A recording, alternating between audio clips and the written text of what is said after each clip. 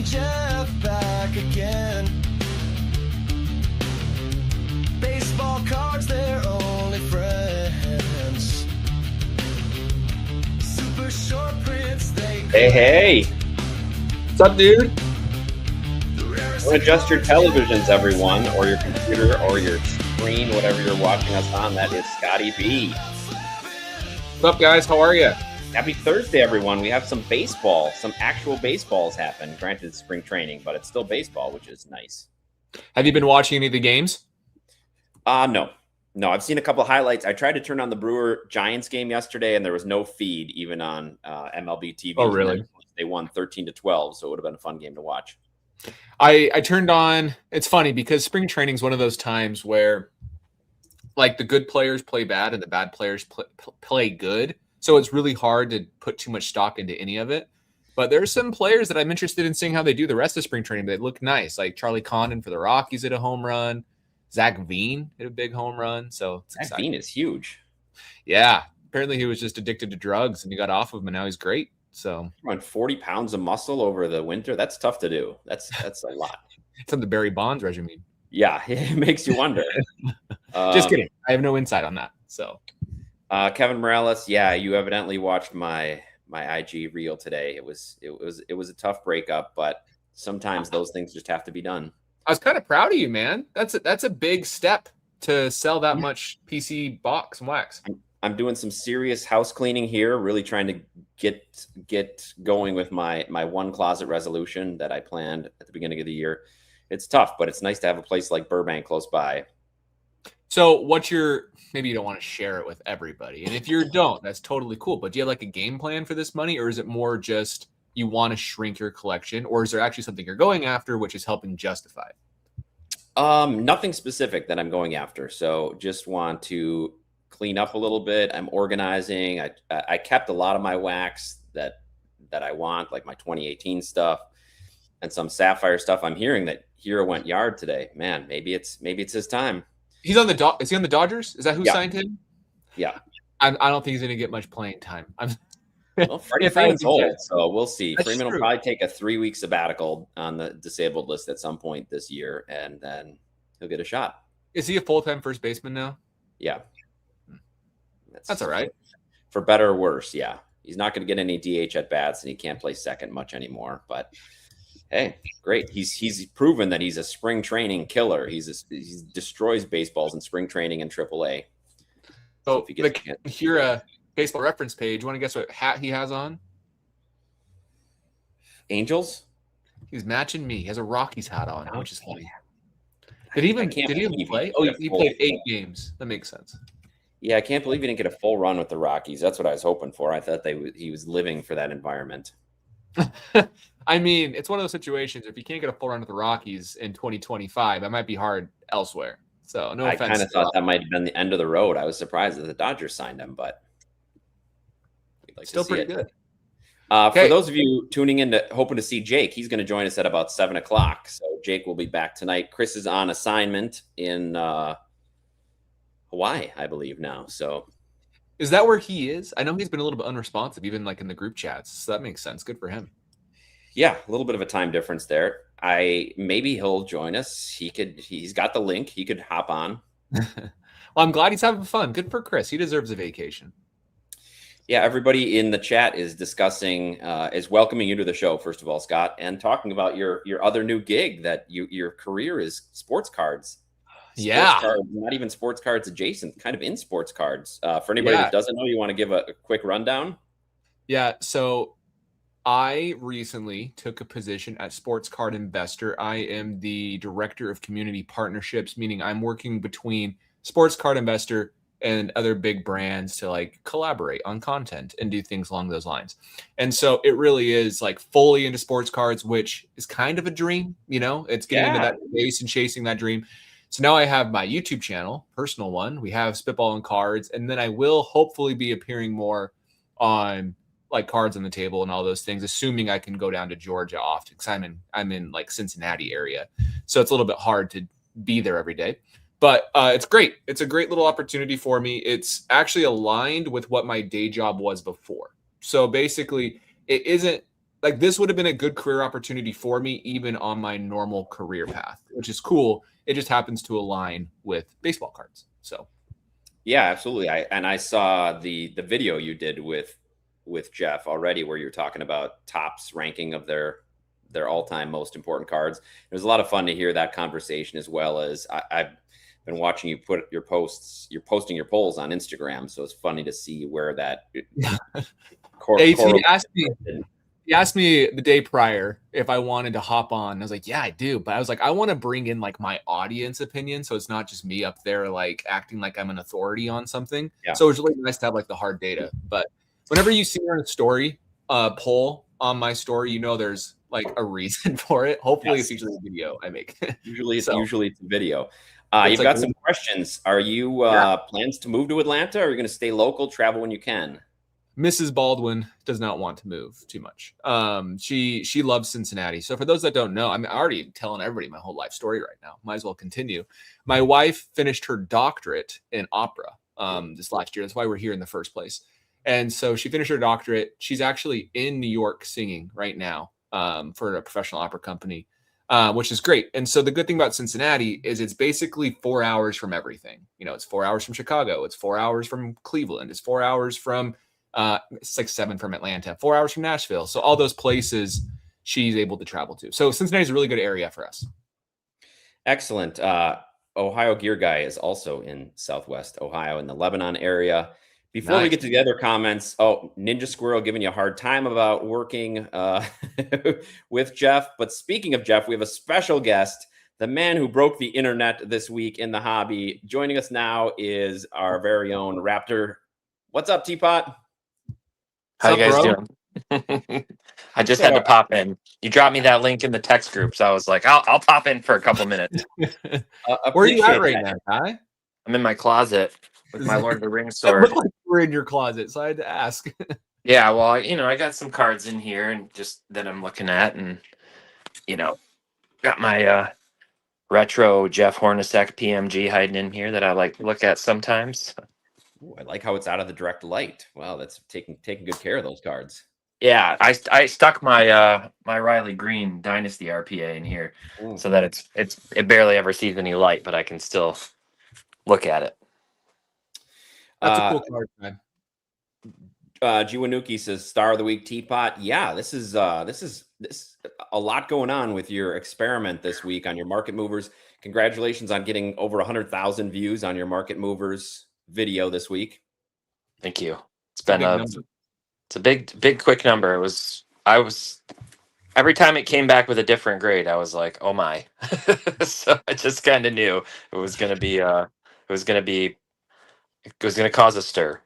Well, this whole year you've been saying like this video is gonna be crazy for like a year and a half. You've been telling me that literally. That's true. It's been a project. And then we talked about it on Spitball and Cards, and there were a lot of comments in there from that run the gamut. But a lot of people were asking if you would consider not stopping the experiment now. I know you're getting them back in the holder and putting them back up on the shelf. I believe they're in BGS. Is that right? They're both BGS authentic. I've got the both of them, the Mewtwo and the Griffey. I kind of planned to just take the labels and put them into like a shadow box and just kind of retire them and just have it as a little trophy. But hey, you never know. Maybe it should just keep running. Just keep going. Every 6 months you got a new video. Yeah, that's Curator says run it back. Might be a time for a new card or two. Yeah, you should get something different. What big game hunters, Ty? They go to Africa and they have like rhinoceros on their wall. Ty has his BGS labs after he took down BGS. So same concept. I've got some ideas.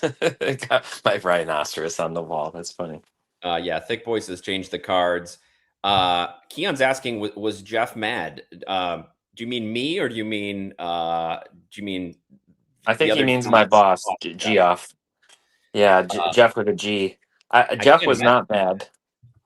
No, he wasn't mad. He knew I was doing it, and I mean, we talked about it. I gave some more commentary on it, I guess, on the Cards on the Table video that went out tonight on Sports Card Investor, and we kind of debated that topic. And for me, the big thing is just I had this revelation a few years ago after I had been back in the hobby for like 5 years at that point, and the revelation was kind of why is like grading the thing that makes a card super valuable? Like why isn't the card itself, the design, the rarity, the player, the autograph being on card, the game used super chunky cool patch that's game dated? Like why are we putting the most emphasis? Why is the greatest multiplier come from putting it into an acrylic slab with a number on it? And that's just a fact. That's the fact of the current hobby paradigm is you can triple or more your money on most cards if it gets that Gem Mint 10 from PSA, which is why they get 2 million cards a month to grade. That's the main reason. And it's not a knock against grading at all. I'm not anti-grading. I kind of went more into that and what I think the definition of a scam is, and a lot of people use that word, and I don't think it's a scam.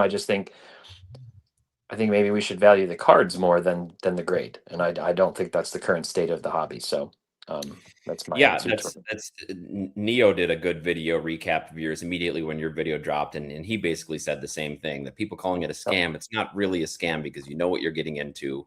It's a choice. It's a game. Do you choose to play the game? If you do, you got to be aware of what the results could be. Michigan Cards and Graphs. I'm not sure if you watched the entire video. Teapot did have a couple of the cards submitted under other people's names, so they didn't trace it back to Teapot. But you're right. Eventually, that could catch up if he doesn't. Yeah, and if I were to run more experiments at this point, I think I pretty much have to do that. I don't know what kind of flag is against. I send stuff for myself, so hopefully that doesn't somehow backfire in my own personal right now. Everything that comes back for you personally is going to be like a 1 or 2. It's going to be the opposite. It's going to be docked. Every 10 will be an 8, and every 8 will be a 6, and they'll just be like, well, okay. Yeah. Yes, I'm sure Jeff appreciated the views, and we all have our opinions. Ninja Squirrel, yes, I know Scott and Teapot have heard a lot of opinions, but you got to remember that a lot more people, a lot more eyeballs are on the hobby now because of some of the bigger names in the business. And I love the fact that both Ty and Scott are there, because I'd rather have people see a lot of them than certain other people out there. So thanks, man. That's nice of you. Yeah, I like seeing you guys. Yeah, this is nice. A lot of people are enjoying the partial spitball. And Chris leaves. Chris got traded for a player to be named later, and that player was Ty. We sent a future first-round pick and Chris for Scott and Ty. Chris is very valuable, man. It takes 2 spitballers to get Chris off the show. Yeah, it does. It's a protected first, but we're Tommy did this 3 years ago, and you're figuring it out. That's great that you were ahead of the curve, Tommy. I think one thing we talked about on spitballing is the gap in consistency has gotten even wider over the past couple of years. And maybe that's because there's more graders in the space, less training. I'm not sure. We can't figure out the exact reason, but there's definitely gotten less consistency, at least as far as I've been grading since about 2018. The consistency has gotten worse. So that's great that you figured out in advance. We are just catching up now with the. To be honest, I've graded so little in the last 3 years because of like the price increases and everything that it's hard for me to even know about the consistency at this point. And I'm sure a lot of people feel that way. So it's nice, Ty. I could live vicariously through you with those submissions. The delays are what are brutal. Just like waiting to get your cards back for months on end. It's really rough. And most of the comments were just like, something like either grading's a scam or this was a great experiment or just, generally positive comments are kind of just dramatic. But, some people did comment like, LOL, this is nothing new. Like, you guys think this is new. And I'm like, I never said this was new. Right. All I did was just, frankly, use a platform that the video team at SCI and I have built on the Market Movers channel over the last 5 years. Actually, we just celebrated our five-year anniversary yesterday on the channel and use that as a platform with reach to shine a light on the experiment. So absolutely, because yes, we can see these inconsistencies in cards that we send coming back, but I, for one, have not taken the same card and sent it to 5 different grading companies. So I appreciated you doing But that. you guys have cracked out cards and sent that card back and got better grades and worse grades. So you know those inconsistencies. Yes, definitely. But it's fun to see in black and white what one company thinks of the exact same card. And then, of course, there are some people that say, well, I'm sure Teapot damaged it in taking it out. So, yes, there's some debates there. Yeah. I mean, the damage thing is ridiculous if you think about it. I was legitimately worried when I sent it from the first video that I did last year, when I cracked it out of the CGC slab and sent it to PSA and it came back as 6, I was like, crap, I must have damaged that card. And I looked it over like crazy before I sent it, just to see, did I damage it? And when it got back from PSA and then I cracked it at the start of this video, the most recent one, I mean, I put that thing under every lighting and I checked it and I was like, I don't see any damage. I don't see any scratches, gouges, bends, folds, nothing. And then the fact that it went back and went to Arena Club. Good night, buddy. Sorry, my son's going to bed. When it went to Arena Club and then it went to SGC and came back a 9 again, and then PSA gave it a bump, right, from like a 6 to an 8. So like it kept the grades. It's not like the grades just went like down 2 whole number grades with every grading company. It was still just a total roller coaster after that. So I didn't damage the card. That takes away the Ninja. I see your comment about analysis of modern pumping. Yeah, Professor is well, he's live just about every night. Are we competing against Professor again tonight? It seems like he's always on there. I know Scotty was on there recently with him. Even Teapot, I think, made an appearance or at least a discussion on the Professor show. I haven't been on Professor yet. He hasn't reached out, but I have. I was on SCI. But I do have to say, Ninja, that there's a lot of vintage pumping going on as well. So I think to say that the vintage space is safe from pumping. I would. If you want to be concerned about grading, the vintage space is significantly more impacted than the modern space to me. And that's dangerous because like so many changes. Because the real thing is, like, there's like, let's talk about like a Joe Morgan rookie card, right? Like in the low grade, $50, it's $100. High grade, you're like significantly more. And like the only difference between vintage is gonna be the grade. Like you don't have, unless it's an on. You don't have the other stuff. You don't have parallel. Scared of high grade vintage. If I got into vintage, it wouldn't be high grade, just with all the trimming and technology that there is now. I mean, cards have been trimmed for the last 30 years. I sent you guys a picture of a Ty Cobb SGC 10. And like that's a beautiful card, but I'm like, what are the odds something happened to this card? Like I don't have anything and I can't say with a certain percentage, but like it feels pretty high relative to it's really unlikely that it's so perfect. Even in the vintage space, what really is interesting, it's a totally different animal. And I brought it up on the cards on the table that went out today. I said, look, in junk wax and earlier, grading makes a lot more sense that there's a bigger emphasis put on it because the cards are single cards. There's no, you can have only one rookie card for a player. And so then the only differentiator you have is condition. So you understand it. But when you wind up in a scenario today, like when we talked about on Spitballing earlier this week, where an Aaron Judge base, Topps Chrome BGS 10 black label sells for $1,700, and you're like, well, I could get a freaking Heritage Chrome Gold Refractor to 5 of Judge for like the same price a couple months ago anyway. You're like, what are we doing? Like, this doesn't make any sense. But if you go into the vintage space, the number one phrase you hear probably more than anything else is eye appeal. Yep. And that right here. Yeah, there you go. So eye appeal is really important, and everybody who has looked at vintage, even at a cursory look, knows that you can find a really strong eye appeal PSA 2 of some cards that looks better than PSA 6s because it's got some paper loss on the back because there's a small crease in an inconsequential place, and that is kind of the game within the game with vintage. And if you really are sort of in it to collect for the eye appeal, you can be very opportunistic with that. And because Carlos did a bit of a reaction video to my video and brought up that, grading can present opportunity for some people. I believe in his case, it was, I think it was a Kobe Bryant card. I don't remember if it was a Brett Favre. It was a Brett Favre patch auto.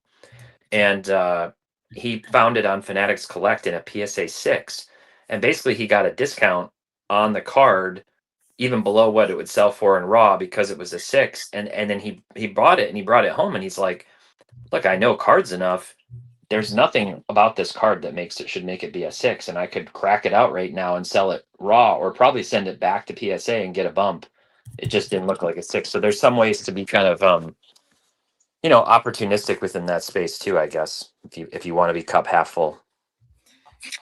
Yeah, I think there's been a lot of comments here about eye appeal being important, and from what I understand is that even what eye appeal has changed significantly over the years, from being having sharp corners was more important previously than centering, and centering is now the high eye appeal. So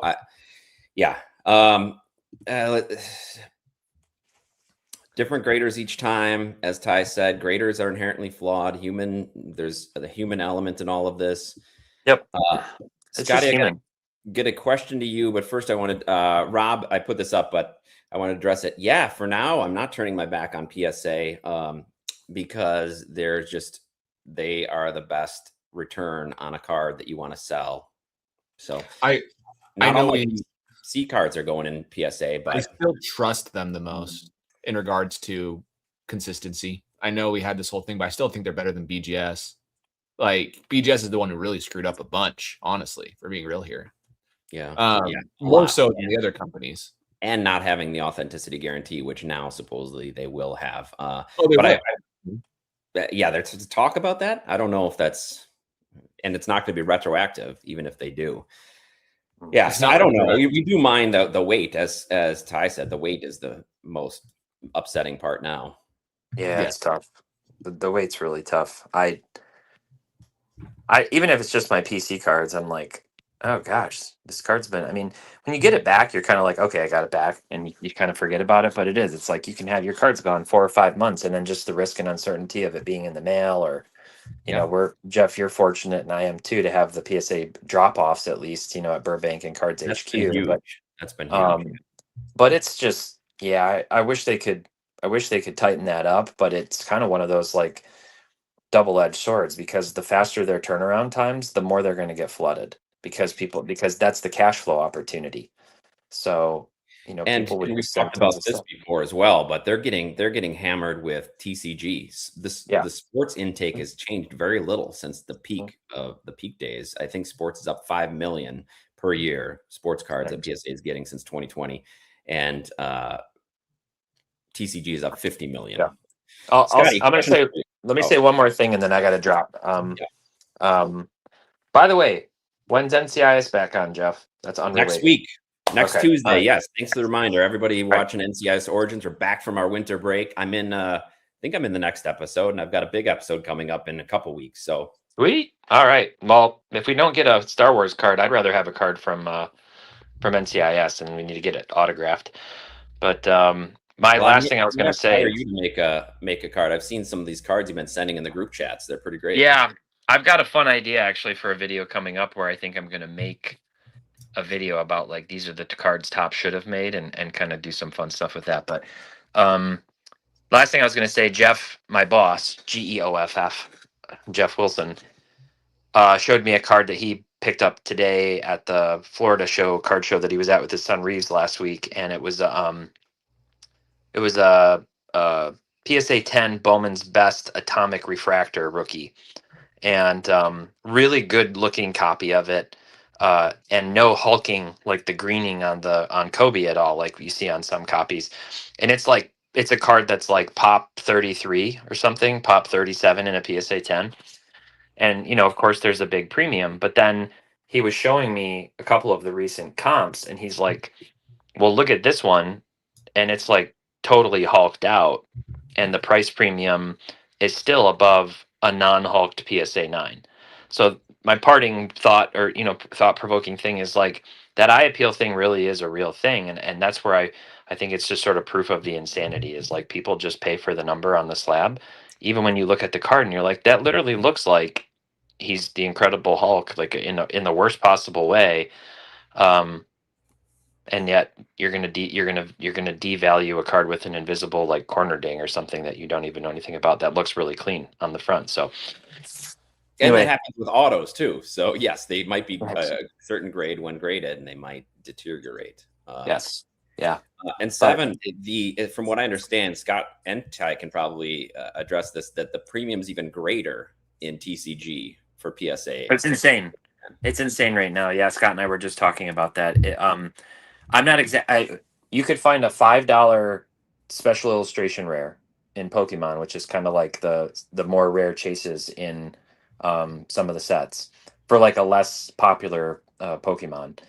And in a CGC 10, that $5 card will be like $45, and in a PSA 10, it's like $120. So you're talking about a 20 to 25x multiplier on $5 cards. Yes. It's a 10 condition, so it's super weird. Well, thanks for joining on with us, Ty. Appreciate your service to the hobby, and I look forward to continued experiments. You got it. I got some more cooking, so I can't wait. See you guys. Have a good night. Bye-bye. All right, see you later. What's up, Ronkowski? Yeah, Ronkowski says hi. CVBM, yes, I'm originally from Milwaukee. I now live out in California near Burbank. So yes, I'm still a diehard Brewer, Bucks, and Packer fan. But getting back to that question that I wanted to address to you, Scotty, which I don't even know where it is anymore, was about in the starred section, unless it's gone now. Yeah. Scotty, what are your thoughts on the explosion of the Japanese Ohtani market in the last month or so? I blame your video. You exposed the secret. For those of you who don't know, Scott did an incredible long form video, which usually he sticks to short form stuff, but that was it was over an hour, right? It was like an hour and a half. 90 minutes of Ohtani rookies, and he discussed both his U.S. released rookies as well as his Japanese cards from 2013. So what do you think? Did you expose the secret? Are you the reason it's blown up? I mean, to say the video didn't have any part of it would be a lie. To think that it was all me, though, would also be a lie. It's probably somewhere in the middle. My thing, though, is this kind of like makes me nervous to make content on specific topics if it can make an impact, if that makes sense. But I do think that market's incredibly hot to like a point where it's very worrisome for me. Like, I think when it was before, I still think they're cool cards. I still think it's like one of his, you can consider it a rookie card, in my opinion. Other people would disagree with you, but it's too warm. I think the whole Otani market is just a little heated right now. It's a little hot. Yeah. How do you feel about it? Well, we did that recent video, which a lot of people weren't happy with me calling out that market on our hot takes video. But it does seem a little overinflated. There are a few people that commented on their boots on the ground in Japan, and we're talking about how there are, in the opinion of several people, there are a lot of those cards that are still at PSA or to be graded because they just haven't been in the past. And now with the exorbitant price bump up, that more are getting graded. So I just would exercise caution if you're going that way. It's funny because in that video, we're like, oh, you remember they hit like 10K or 13K, which is why we talked about it. And then literally like 3 days later, they went to 30K.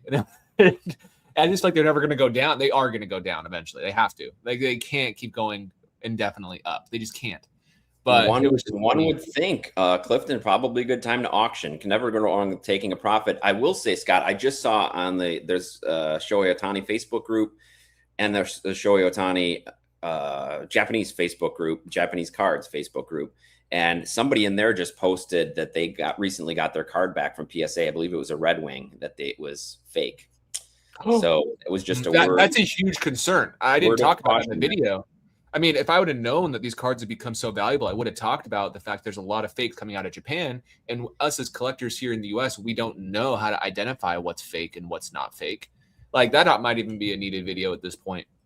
Yes. Yeah, I feel bad for the guy. He bought it and then he just got it, and he showed the do not holder from PSA. So it's pretty unfortunate for him. I'm sure he lost a lot of money doing it, and I would imagine that as that market gets hotter, there's going to be more and more counterfeits. I wonder if they're easier to fake than Topps cards. I wonder if more slip through PSA because they aren't as familiar with the cards. I like to think that's not the case. I think yes, PSAs, you can get mad at their consistency, but I think they can recognize counterfeit cards. They have such a backlog not a backlog, like a resource of cataloged cards they can reference, where I think that's not the case, but who knows? Yeah, I would hope not. But let's just say that I'm not buying any 2013 Otani right now. I'm not buying really any Otani right now with how expensive it all is. Oh, Evang says PSA is even making decent offers on his Otanis.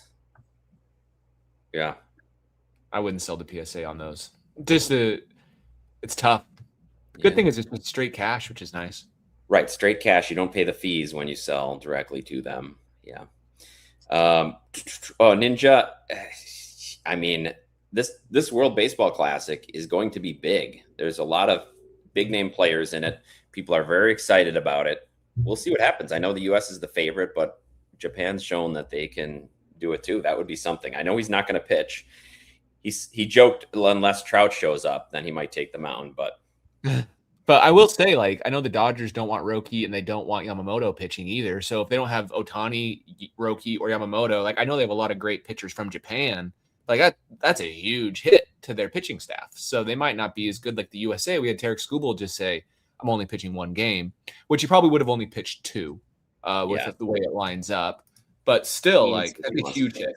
Huge hit. PSA bubble, it's always possible. It's always possible. Another year of poor customer service, rising prices, our collector is going to be fed up. I mean, maybe, but it's just the lack of alternatives. As Ty showed with his video, as we've talked about on recent videos, the return just isn't there for sending to other places. So I know Scott's sent some PC cards to other grading companies, but as far as, look at that. This is a Billy Butler Superfractor. Had a 7.5 corner, which is a little bit harsh, if I'm being honest. It popped at PSA yesterday. Want to guess the grade? What are the other subs?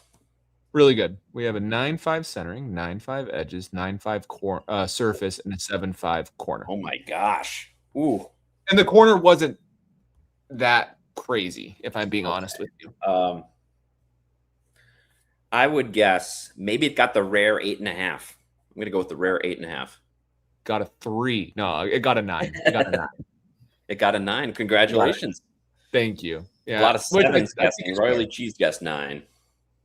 Royally Cheese. You nailed it. Gonzo, I'll get to this in a second. Somebody asked about trivia. We do not have trivia tonight, although we do have a little guessing game if Scott's still up for it. So we'll do that at about right before Scott leaves. Cool. I do want to address one thing. You started the comment from Spartan Domer. Is that okay if I talk about how do I pin that? It was at 9:15 forever ago. Yes, I don't. Either way, I'll just read it. He said, "How will spitball and stay open-minded about the hobby?" Yes, when on the SCI payroll. I mean, that's how it's been since the start of spitballing. So I wouldn't be too concerned. Ty literally has always been there. And the one thing I will say is, Jeff, I didn't sign anything. We didn't say I couldn't talk freely. It's not that way at all. You have nothing to worry about. I'm pretty open-minded with my thoughts. Sometimes it makes people mad anyways. So yeah, Spartan Domer, this is a concern. Yes. And we just think, well, when we heard that Scott was going to be there too, we asked him about it, but he just told us the same thing. And we'll keep an eye on them. If they start, we have a clause. What they used to. We have a clause in our contract that we have together for our LLC. If one of us acts poorly, then they're out. So if I start doing bad stuff, the team can vote me off the island, quite literally. Yes. So Spartan Domer, we can give them the boot. So if you start to sense something, let us know. Ooh, might be onto something. I like that. Might be onto something here. Let's do it. What type of questions should I ask for trivia here? I can get some fun questions. All right, this is great. Yeah. Well, if we tell you, then they'll have time to research it. I mean, is it one card specific, his career specific?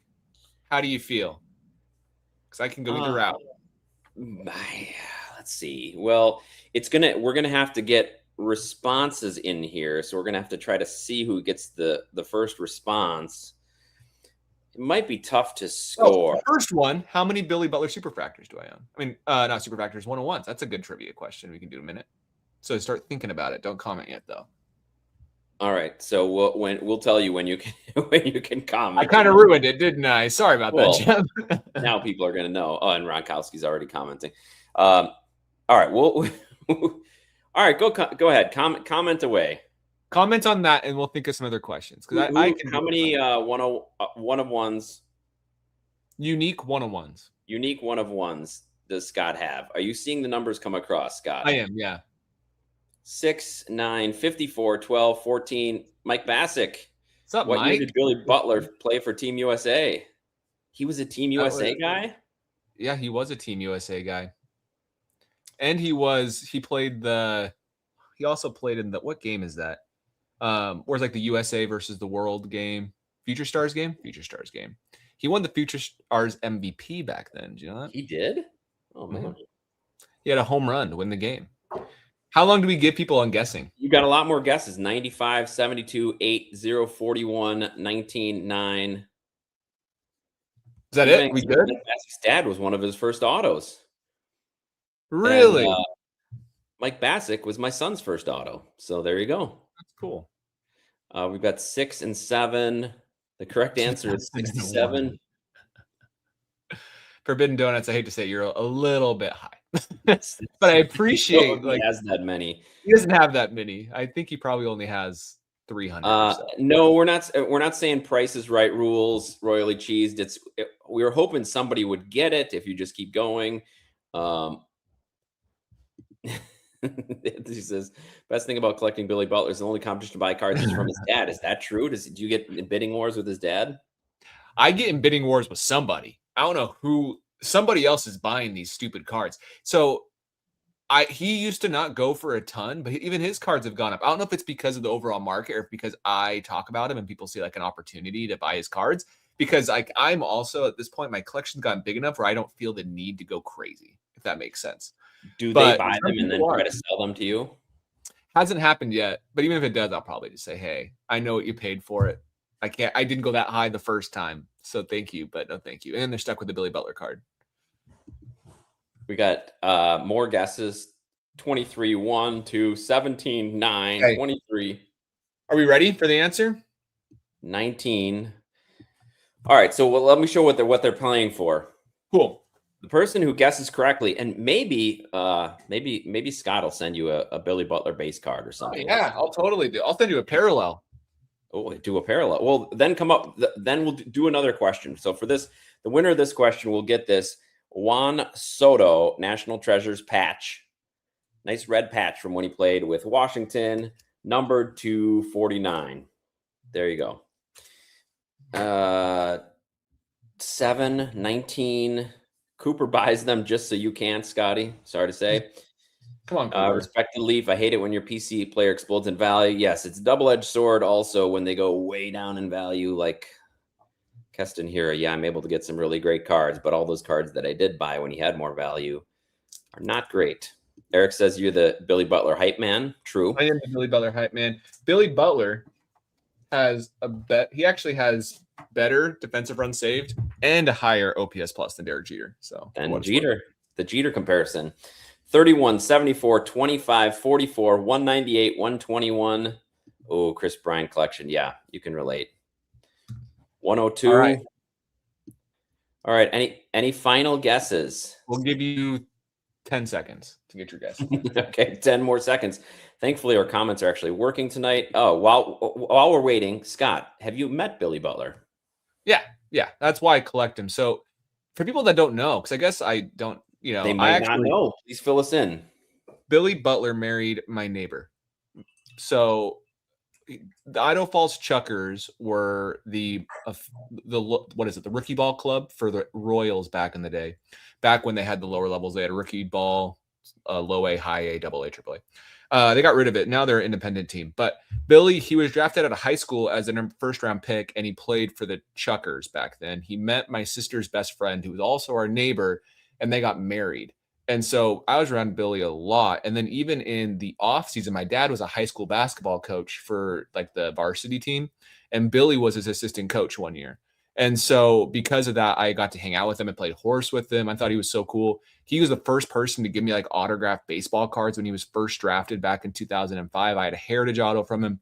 as well as his flagship that was autographed. And those are just so cool.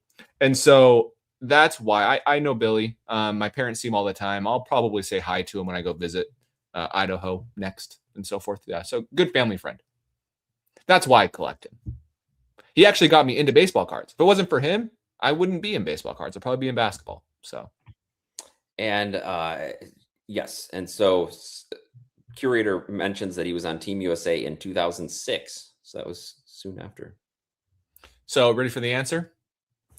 All right, everybody ready for the answer? How many 1-of-1s does Super Collector Scottie B have? 135 unique 1-of-1s. Wow. Yeah. You can't 135. You were correct on 2006. I saw a 128. Was that the closest? 128 was the closest. But like I just have stacks of them. Like here's a triple threads, plate auto. These aren't 1-of-1s. But I went through and I took photos of all of them. I was debating on posting them all, but I'm like, well, people actually want to see me post all these. But I took the photos, so maybe I will someday. Yeah, post them. But Ryan Roof says they actually made that many. Oh, dude, there's so many more out there that I can't find. The funny thing is, like, there's certain cards that I should be able to find that I just can't find, even though they aren't 1-of-1s. This is a throwback. Here's a 1-of-1 with him and Brandon Wood. Remember Brandon Wood? Oh, yeah. This was a big card back then. Emerging Stars Duel. Is that Upper Deck? I see a little Upper Deck. Yeah, that was Upper Deck. Here's a Tribute 1-of-1, Silver Ink. Pretty cool.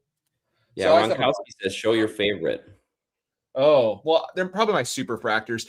Okay, so here's the next question. I have to go double check. We have to give him only a quick opportunity. I think I know the answer, and I can double check. How many? Ready for the next trivia question? Okay. These are my favorite. It goes into it. How many super fractor Topps Chrome does Billy Butler have?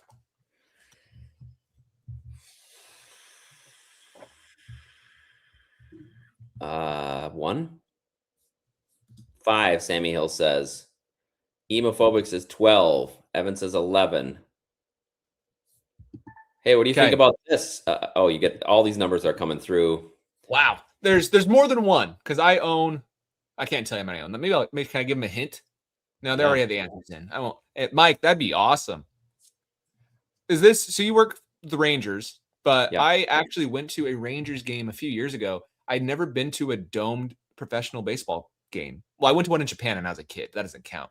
But it was really cool, really fun environment. As a redhead, I loved it because I didn't have to wear sunscreen. So put the sunscreen on. Yeah. No, it's inside. So let's go through the math here. He has a 2008. He has a 2010, 2011, 12, 13, 14, no 15.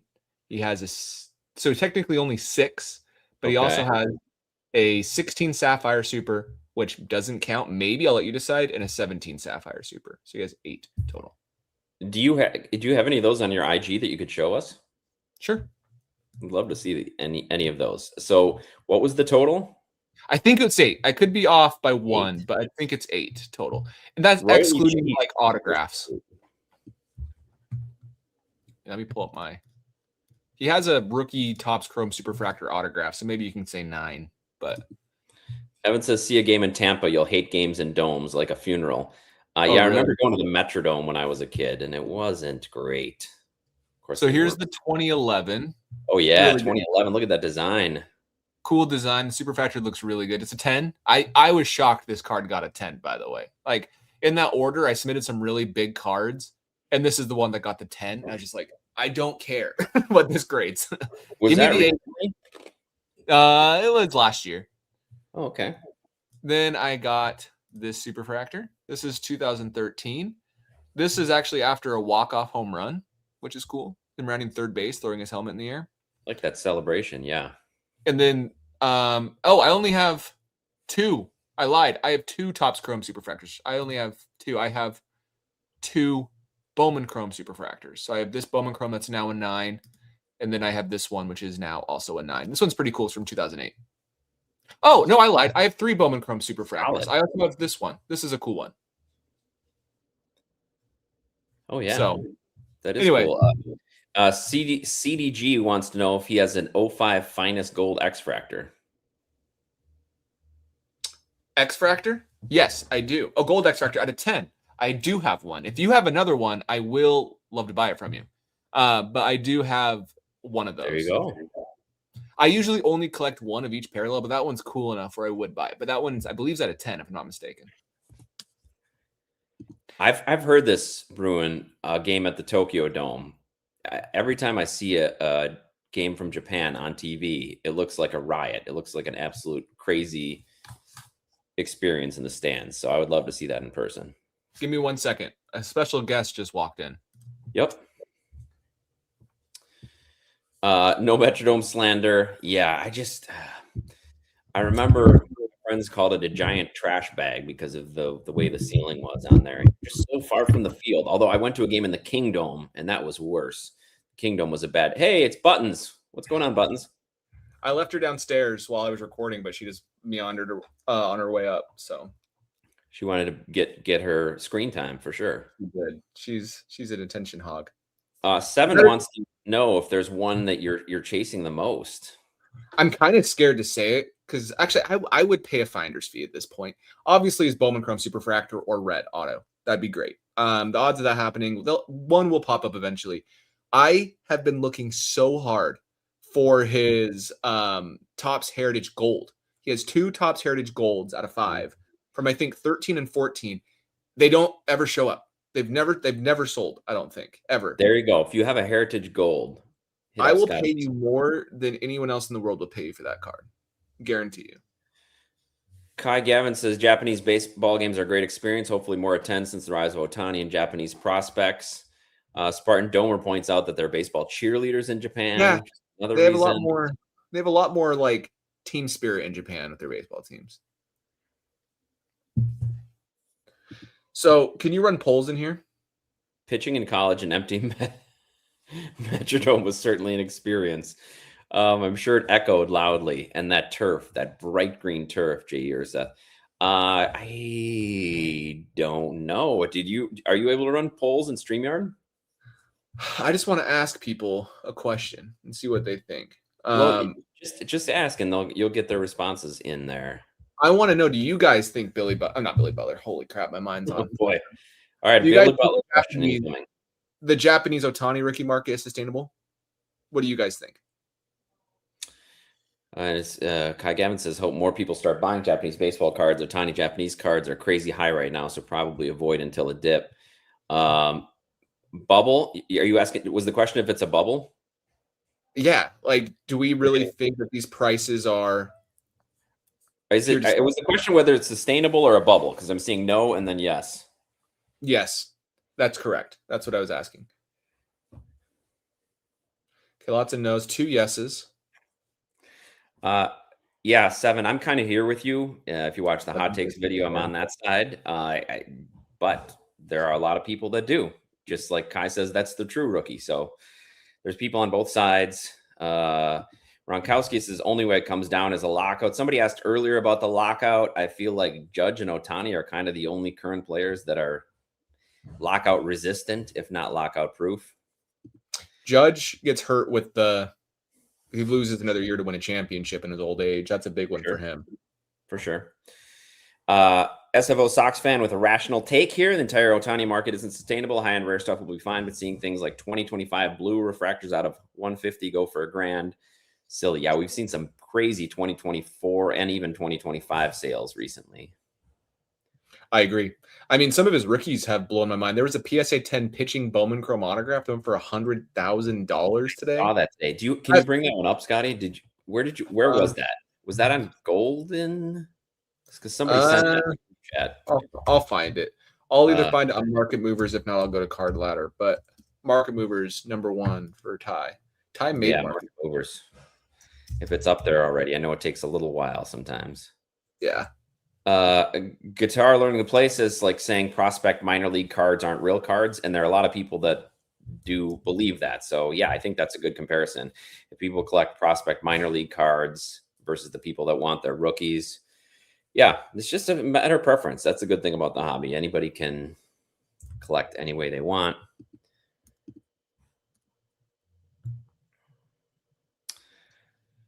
Would rather have those than 2018 Otanis, even though they are nice. Yeah, it's It's a matter of opinion.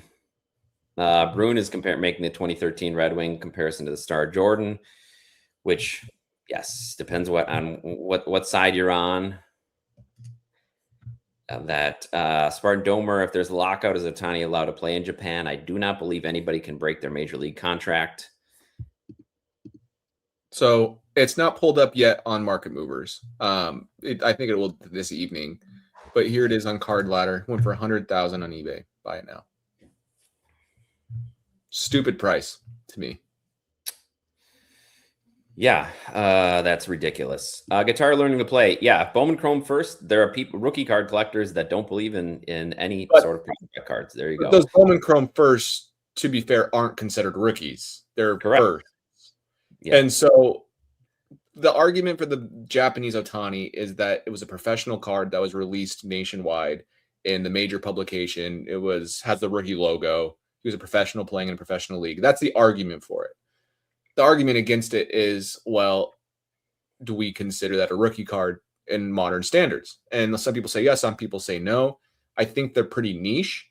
And I think a lot of the money in it right now is only there for the money, not because they like Otani. So I do think in the long run, the 2018 is probably like a better buy, especially now at the current prices. At the previous prices, I wouldn't have said that. But at the current prices, like if I had to pick between, $100,000 Japanese rookie versus $100,000 2018 rookie, it feels like the safer bet is a 2018 rookie. So just my thoughts. Yeah. So Guitar, there definitely is first cards for sure, but the interest level of those cards seems to be at sort of those what we call the prospect purgatory cards here, the U.S. license cards between their first Bowman and their rookie, which don't get a lot of. If you want to consider it like a first Bowman, I think that's probably the best way to consider them. Yes, I don't know. There's a lot of first Bowman collectors that don't want them, and there's a lot of people that don't want first Bowmans that want those 2013 Ohtani. So it's tough. Kai says the issue is liquidity. Not many are well versed in it. 100% true. I remember trying to upgrade at a show. No one was interested or even looked up comps. It was crazy to me. There weren't as many as I thought there would be at the West Coast Card Show, but there weren't many Otanis in general. Most of the sellers were holding tight to their Otanis. So and I'm sure some of them were display only or something stupid like that, where they say not for sale. I saw that on some people's posts. Yes, they would show them off, which is like, come on, don't do that. Not a fan of that. Yeah, there's just some people that will not collect any cards that aren't licensed by the Major League Baseball manufacturer of license. So in this case, that would be Topps. Since when did they take the license permanently? Was that 2000? Topps? Yeah. From who? From everybody. So when Upper Deck had to stop making cards, they had the exclusive license in. I think it was 2009. Yeah, because 2008 there were still Upper Deck products. I think it was 2009 was the first year of Topps only, if I'm not mistaken. Right. So, yeah, it's anybody's prediction as to where those will go.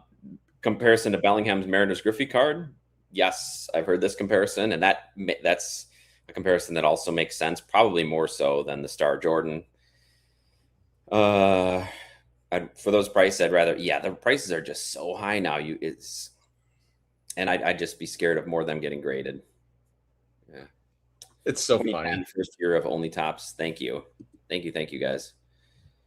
Bruin the ones. Yeah, in fact, Chris and I, the first table we stopped at, we bought 2 Otanis and didn't see a lot. So yeah, I guess they got picked up quickly. Let's welcome. We need a musical interlude here for a second. Bear with me. Wow, we've got. Yeah, turn it up. You may not even know this song, Scott, but here he is. Okay. Just in time to talk about the West Coast Card Show. Welcome to Jake Short-Term today. How's it going? I hear some Otani Japanese card talk, and I'm a fan of them, but like I think even the prices right now are just ludicrous. Crazy. Personally, we have a buddy, actually a very, very good friend of mine, who is a quasi expert in them, and I would love to hear his opinion, and maybe we can have him on one day. But he's Otani PSA 10, and he sold like six figures plus at West Coast Card Show maybe last year, which was, now that's last year. Year. I know. So,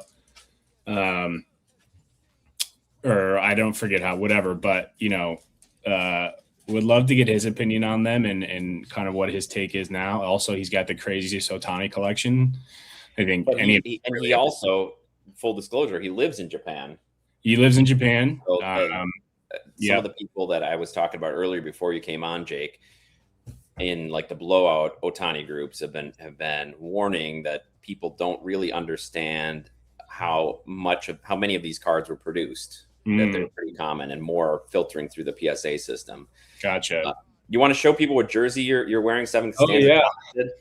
Let's go. Surprised it got here by the 4th of July. There it is. You know what? I think I still got the tags on it. This is pack fresh. So Jake's returning it after the U.S. gets eliminated. I am. Yeah, he's keeping it on like a girl on a date. I remember when the official ones are coming out. You're not going to get them till April or May, and they're $500. Jake, how'd you get yours?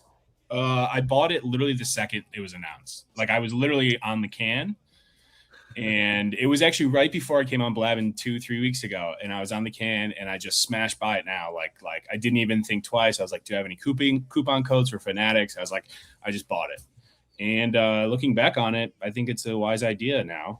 I think Jake's going to cut this up in small pieces. So in I'm going to make my own custom Blabbin show worn jerseys.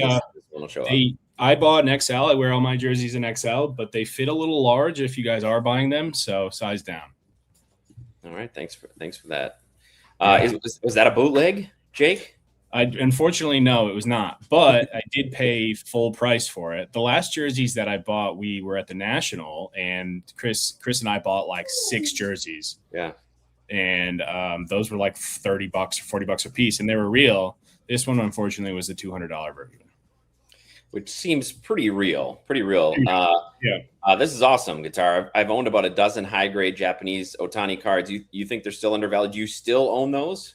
Says the guy. Know if you still feel they're undervalued, you're probably not in sell mode. Yeah. I feel like all my cards undervalued. All my cards are all my Wander Franco cards way undervalued. Another one sold those. Jake, are you the one still buying those? I know I'm the one still spending hundreds of dollars on his Bowman First. Yes, the red refractor for like $1,000 was just unbelievable. On that note, I actually might dip, not because of Jake. No, we know, Scott, thank you for joining us. You're out east. It's the middle of the night for you and Buttons. It looks like Buttons about ready to call it a night. But we appreciate your insights. Thanks for joining. Jake, do you see Buttons? Oh, look at that face. I'm glad you joined, Jake. I'm glad. You know what? I'm dealing with some dog issues myself right now. Unfortunately, I've got the 2 most spoiled dogs in the world who refuse to not have treats at 24 hours a day, so they're barking at me. So, but your dog Buttons is a great name, Scott. I love the name. Thank you. I can't see his face because he's got so much. I think she can compete with the spoiled dog contest. Oh yeah, I love the little top knot. That's so great. What if I told you I did that? My wife's out of town. That was all me. Wow. You never know because I have no hair. So it's true. You got to learn somehow, right? Can I ask you guys a question about a card before I go? Sure. Yes, but also let me remind you, are you going to send a Billy Butler card to Matt Koziel? Can you send me who it was on Instagram and I can send it to him? All right, Matt. I think it was Matt that said 8 first. So send us your information, Matt. I know we probably have it somewhere, but send it again. Maybe I shouldn't share this card. I don't want to persuade anybody to buy anything tonight. Speaking of which, if you're buying anything, please use our code up here. Thank you. Must be some good stuff. It's just low pop. I already, we talked about it earlier. Maybe I shouldn't do that. He's in Idaho Falls. But now you left the whole Blabbin. Now you're going to leave everybody Blabbin thinking about this card, and so it's a good buying opportunity. I think Matt works at. I don't want to dox Matt, so I won't say where he works, but I know where Matt works, and I've been there. So, and I've bought stuff there. Yeah, okay. He said talking to him about you. Yeah, Grizzly Pond, and they had a bunch of baseball cards at one point that I picked up, which is fun. And John Mayer, growing up, had a dog named Buttons as well. Oh, nice. Wow. Okay, well, thanks for having me on. It was great. Right, you're not going to tell the card. Do you want me to? I just want to grab your thoughts on it, but I don't want any. Do not buy this card. There's a reason it only has 4 watchers. Okay, I got to preface it with that. What if in other words, use the code above, buy it, and then charge double to Scott? Thank you. Yeah, we're going to be looking at the watcher count too, and we're going to message the seller and say take it off because it's okay. What is it? Okay, don't buy this. I'm not buying it. Jake. I'm yelling at everybody else. Oh. Jake, you're not going to want this card. But you guys are way out of my tax bracket. Seven and Guitar also agree that they're not going to buy it. What do we think of this card? I've shared it before. I think it's really cool looking. It's a Topps now. So funny. Did you? Okay, I'm sorry. It's very funny you bring this up. I had sent this to the Blabbin boys, I don't know, a few weeks ago. Mm-hmm. And it's a shame that it's a Topps Now card, but I still really love it. And one sold, what was it, last night or 2 nights ago, Scott? Did you see? I didn't. And it went for, maybe I should stop talking about it, but classic. But it is. So one sold like a couple nights ago, but I do know that another guy on IG has a copy as well that he was trying to sell. And I asked him about it. But yes, I love that card. I'm all for it. I think you should smash buy it now, right now. Me? Yes. Yeah, but use our code. Use the code. I think you should buy it. Honestly, a good friend of mine has one as well. Actually, just randomly purchased it. Doesn't collect Otani at all. Homer Dome cards, like randomly messaged me and was like, or like messaged my group and was like, I just bought this card because I love it so much. And he was the one who actually put me onto it. So I'm a big fan of that card, Scott. So I think you should buy it.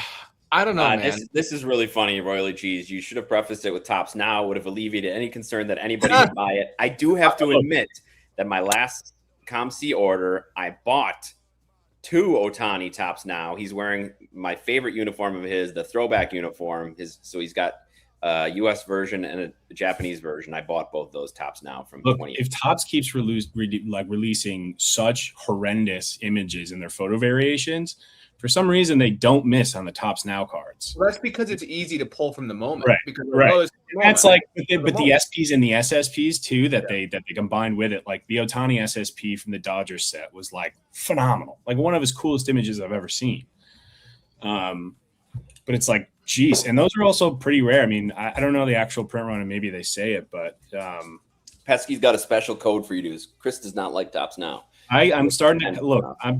They only started with image variations in 2023, maybe, which is kind of interesting considering it's a card that's printed at the time of it, the created image variation of it, because it really is kind of like an image variation in itself. But like, yeah. So now they have SPs and SSPs, but in the number on the back of the card actually says either SP or SSP at the end of the number. So look out for those. So maybe they'll take it. Guitar says I used to buy low numbered Topps Now, but they're impossible to sell. Yeah. Yeah. There's not a great market for it. I have one Topps Now card, and I actually was last time I was at Jeff's house. I was forcing them to watch Aaron Judge highlights, and the Topps Now card that I had was from one of his walk-off home runs of his 2022 season. And it was like an auto Topps Now card from that game. And it was a game you were at. It was a game I was at. So I was like, I bought Topps Now cards. I went with the guys to the Yankees game when they were in Anaheim. Yeah. Johnny hit a home run. I bought cards of that, sent them to really? the guys. I think it's great for that kind of thing. Oh man, that's awesome. Yeah, exactly. Also, you know what? I have the Topps Now cards that you bought from the last World Baseball Classic, if you recall. I still have those, actually. I think I have one on my desk. Because I was like, this is a cool card. Maybe it's not. Yeah, I bought the Otani Trout, and then I bought the Trout, like the captain. Yeah. And you bought a bunch. I think I've got a lot of 5 of those selling for like $10 on eBay. It's like one of the cooler cards. God forbid Topps use that image on an actual card. Yeah, right. Yeah. Maybe they did in Tribute or any one of those other sets. I mean, they should have, but you're right. Rhymes with Roof. They really ballooned the print runs when they put those chasers in. They put those chasers in around the 50-50 season, and then people were just buying them as a lottery ticket, like buying 50. Do you guys follow that Topps Now guy or watch his videos? Was that against the Blue Jays? is like the most insane thing. He buys like hundreds of Yes, I know what you're talking about. Yeah, I know you guys have seen him on the wall behind him. Is that the guy? I forget exactly, but he basically buys like, I don't know. He showed his like empties of the Tops Now, like, you know, like coming that black thing, steps Tops Now. It was literally like, you ever seen one of those big USPS bins that you put your, not like the small plastic ones, but the industrial size ones? Yeah. It was one of those filled to the brim. It was insane. I was like, how much money do you spend on some crappy foil fractors? Jake, I think this is for you. Was his home run against the Blue Jays? It was indeed. It was indeed. I forget who was pitching, but it was the day before I moved to LA. It was the last thing I did was go to a Yankees game. So what a way to send me off. Good way to go out. And you can see me on when he's rounding third base. I made sure to show Jeff and Chris that because I was wearing this. Oh yeah, we had to pause it. There's bright some red jacket going on. I should have got a picture of Jake pointing at himself. I think And they're he even more. wasn't I think pointing they're out- like $10 or $11, depending what they throw in there. They're expensive now. I was trying to, mold Huey's little mind to Aaron Judge. Yeah. But yeah, you know what? Honestly, I don't hate it as much just because it seems like, someone at least knows what they're doing with those images in the Tops Now cards now, and especially, like I said, since we've seen so many bad images. But, that's neither here nor there. You're a bad influence. Did you buy it? You did? Honestly, it's a rookie. It's a cool ass rookie. Like his base rookie cards are like $400 still. Like that's a sick card, a sick image and getting higher, and their pop is crazy. Yes. I hope you used our code, Scott. I'm going to be really pissed if you didn't. I hope to get that. I think I did it right. All right, hope to get that. Honestly, yes, 7. Although Pat won't be happy with me because I'm sure he wanted to keep that card secret. But I'm glad. I've already been looking at it. It's a really cool card. But I want to kind of show you the reason why it's like, okay, I'll do it. You want to see the only reason why? Well, first of all, I don't hate Tops Now like you guys do. By you guys, I mean Chris. Chris, I'm okay with it. I don't get why he hates it so much. I don't understand it. Maybe it's a topic. They use some pictures on there that they then refuse to use on Topps cards, like the Acuna holding the base up, which is like the only card he was waiting an entire year for, and they wouldn't put it on any card in their 50 sets that they produce. Same with like Kershaw saluting after his final start. It was like they used that. I'm sorry, they used it in the series one this year. Anyway, sorry, Pat. Pat just. Just show a slightly different angle, but put it in your pack pulled stuff. I agree. It's tough. Tops Now, there's some really cool things they do that I like. I really like this. This is what I like. So the one you bought? No, I want to show you on my watch list real quick. I want to make sure I don't dog. Now I can say the one that two nights ago sold for like $350. So I think you got a good deal. I paid one. There was one for $190 actually that I snagged. Oh, wow, that's great. But like this is a cool card. These are cool cards. They can't give us diner cards as golden mirrors and then give us great Tops Now. Yeah, I think that's. And maybe they're just purposely trying to push their Tops Now market. Who knows? But yeah, that's awesome. Like this is that grand slam Acuna hit off Bueller.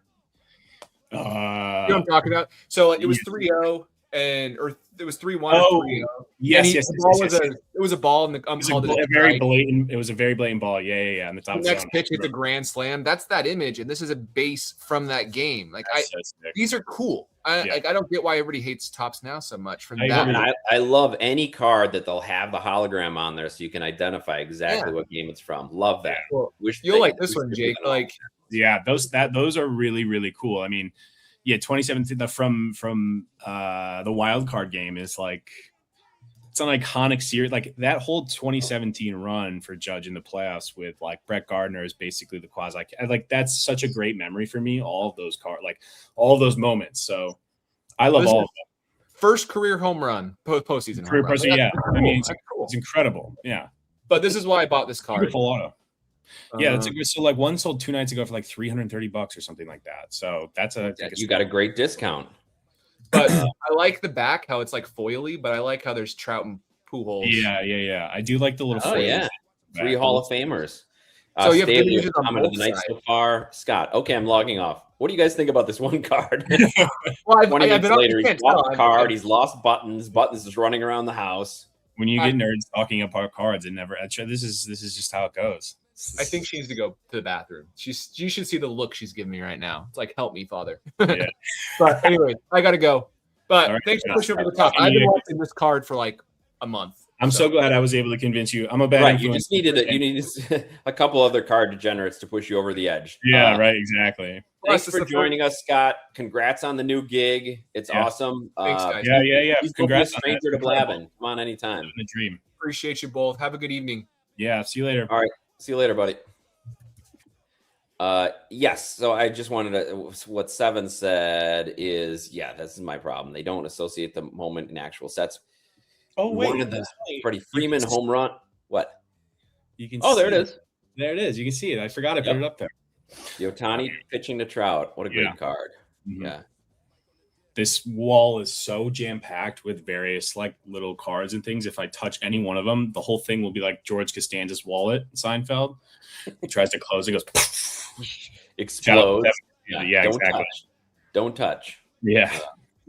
Oh, Royally Cheese, 3 Hall of Famers and 0 playoff appearances. Yeah, he just had to leave to make the playoffs. Yes, so Guitar, if you weren't here earlier, is he officially off? Is he off the Jeff Wilson? I think he meant to be on. Yes, he is officially on the payroll. Yes. So he's living the dream now. He's got sports cards as his. Can you imagine getting to talk about sports cards for? I mean, I guess you guys kind of do, but like getting to talk about sports card for a living is really the dream. Yeah, I mean, we don't really. I mean, you may not generate a lot of income doing it, but you do it for a living. He does it, yeah. So that's I don't fault him at all, and I know there's a lot of people who aren't huge fans of his boss, Jeff. Although I have to say that when Jeff Wilson first came on the scene, I don't know if you remember, Jake, but he was giving like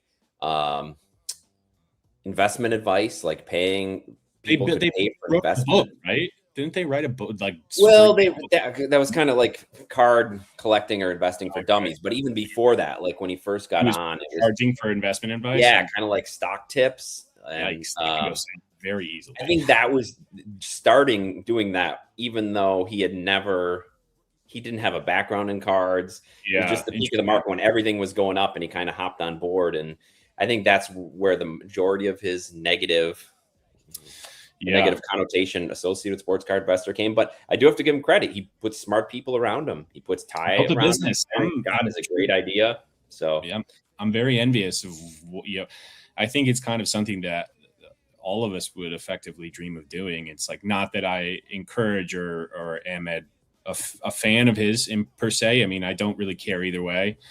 But like, opening a really keynote shop in a really big city and having a massive following and getting, friends with celebrities, it's pretty incredible. I mean, all of us would do that if we had the money, I guess, to kind of take that plunge. So love what Ty's done with market movers. It is a great tool. Yeah. Crazy Cryptids. I went down this rabbit hole. I was big into Project 2020. At the peak of it, man, that was. I remember. I think you told me there are some fun Jeff stories that like don't get talked about too often. But I was keeping the blowout forums. That was rough. Was there like a crazy Chris to buy an Ichiro with me, and we bought an Ichiro, and immediately it doubled within 4 days, but we didn't sell, and then it went down. And so what was like the volatility for in terms of like, because you'd buy them for retail like $80 on release, right? Like it was absolutely nuts. By the time when you'd buy them, by the time you'd get it, it would be up like 6x. Oh my God. It was absolutely crazy. So you're buying all the earlier ones on the secondary market. I spent so much buying those. It was a great lesson to learn, but it was so expensive. And if I had just spent that money on something else, I know. Oh man. I literally want to get a tattoo that says, like, it pertains to this hobby more than anything. I've said this before, but hindsight is 2020 in this hobby. It's insane. It is. And then you just think even the successes, you feel like, well, I wish I bought more. I should have. Yeah, of course. Something else to buy that. I just like thinking about all of the cards I bought that weren't Shohei Ohtani or Aaron Judge. You know what I mean? It's like all that money. Yes, exactly. Right. So when you get a guy right, like you think a guy's gonna have a great season, so you buy his cards, and then he has a great season, but they don't move as much as an Otani or Judge. You want to know Lewis Taint? Yes, Spartan Domer. One of the great lines. If you're a longtime watcher of the show, you'll know that we got a trivia prize donated Louis Taint autograph that we then gave away, which is awesome. I think the low point of spending money on cards, because this is like, I'm pretty ashamed to admit it, but it was a Bo Naylor 2023 Heritage Black Refractor. I have zero business buying that card. Zero. Thinking that he was going to be like a good player of some sort. And he's like one of the worst hitters, catcher hitters of all time. That one is still, I mean, man, that was Jay Ursa. I believe he's quoting the Sports Card Radio opening theme song. It's no Jake is back, but there is a reference. Appreciate this angle. We try to be genuine. We talk about our wins and our losses. It's more fun that way. A lot more of the latter. In the moment, sometimes, like on a blind reveal, it's not necessarily more fun in the moment, but it's I feel like there are very few wins to many, many losses. I mean, obviously we all get into this, I think, obviously to collect, but ultimately it's like, well, we hope that this is worth something one day. When it's like, when it sells for a 16th of what you paid for it, it seems like that happens. You get slaughtered. Yes. Getting slaughtered. The big discussion about being a true collector doesn't mean it means you don't care about how much your cards are worth. Well, you still don't want them to be worth nothing. You still, whether we're collecting Robin Yount autos, you still don't want him to come out with some sort of scandal where they all go to nothing. Right, exactly. He was on Epstein's Island or something. Yeah, right. NFTs, I went down that road too with NBA Top Shot. Oh boy, didn't they go bankrupt fully? No, it's still out there. I still got my collection. I believe it went from like 5 figures down to 1 figure. My entire collection. So. What shots do you own? I still own a lot. I had a lot of Bucks ones and Giannis ones because then it was right after the Bucks won the title. Can the NBA technically air those screen clips? Like, don't you reserve the rights to those clips or no? It's funny how NFTs work. So for NBA Top Shot, it's specific highlights, but they're essentially paying the NBA to use those. They're numbered, but it doesn't matter. So I've got the number 4. And what it was for that, Jake, is the lower the serial number, the more desired it was. Like if you had the 1 or the 5, it was worth more than the 100, even though it was the exact same thing. But people were saying that, well, how's it different than cards? I mean, I don't know. Just buy everything. This is it for a Tobacco X collector. Yeah, just buy everything. Yeah.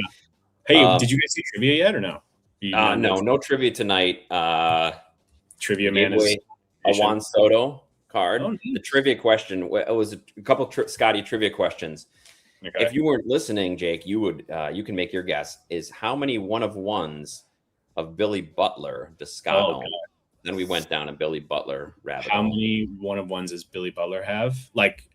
No, does Scott have of Billy Butler? 36. It's going to be higher than 36. Whoa, that's nuts. So true, Rock Latex. You were there. 52. It's going to be higher than that. 71.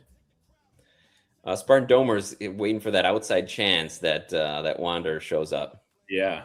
I mean, look, you're a good man. Yeah. At a retrial, I saw a pretty funny meme where it was like guys who still collect Wander Franco, and it's like, bro, he got a retrial. Like he could be acquitted. And crazier things have happened.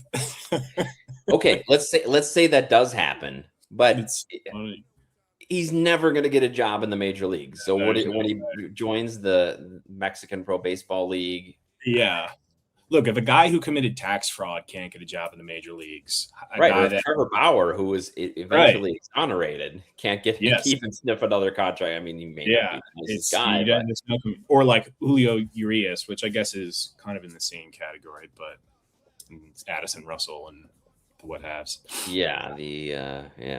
But some managed to get back in if they Roldis Chapman groped his aunt on IG Live. And still won comeback player of the year. Marcell Ozuna. Then he apologized and a word from Scotty. Thanks for having me on. You cost me $200, but it was fun. I'm glad you bought it. No way that Scott used our code. It's really hard to do. I was going to get from Scott. I watched even with this beautiful thing here. Oh, I know, it's nice. But like I watched Chris even struggle. He was buying a card when we were at the West Coast Card Show on eBay. And even I watched him struggle with it. And it's like his card. And it's like, it's tough to do. It's like very manual. You got to log in on the web browser and then hope that the card's still in your card or whatever. And then. Yeah, I know they don't make it easy because eBay doesn't want to share any of their money. Yeah, of course. Even though they're getting 15% fees, they don't want to give a 1% to the person that sends them there.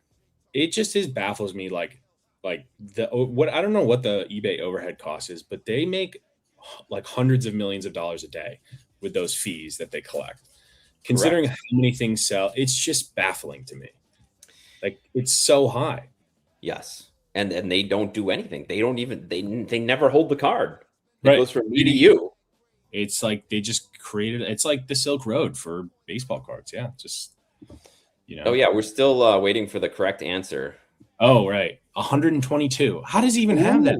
We're getting close. 127. A little higher. 130. This is disgusting, Scott.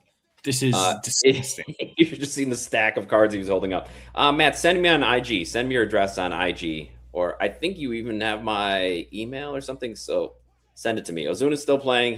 He apologized. Yeah. He's with the Pirates. He got the 1 year with the Pirates, right? Yes. And he got a $25,000 bonus if he wins the Gold Glove. Did you see that? The Gold Glove of DHs? No, it's got to be the outfield Gold Glove. Guitar, I don't know anything about alt. I don't either. Phil is the one spitballer that knows about alt. It's when I forget to check. Yeah, that like whatnot and stuff. Like it's like a shit. So they changed the time limit, so it sounded like it just kept going and going, and they changed the time limit. I feel like the extent of my I guess auction house / platform search goes is like Mercari sometimes randomly has some stuff, but like I always forget about those one-off. Like I always forget to go on my slabs too, but I figure honestly, having so many friends in this hobby that if it is generally anything good, one of them will send it to me. But occasionally, sometimes things do go missed. But so tell me about Mercari. I've only heard of it. It's kind of like I want to say it's like a I don't know. It's like a Poshmark type of marketplace. It sells all sorts of things, but people sell singles on there. I've purchased some like a few cards from there, but sometimes you just get random insane discounts. So do you have to have it? Is it on an app?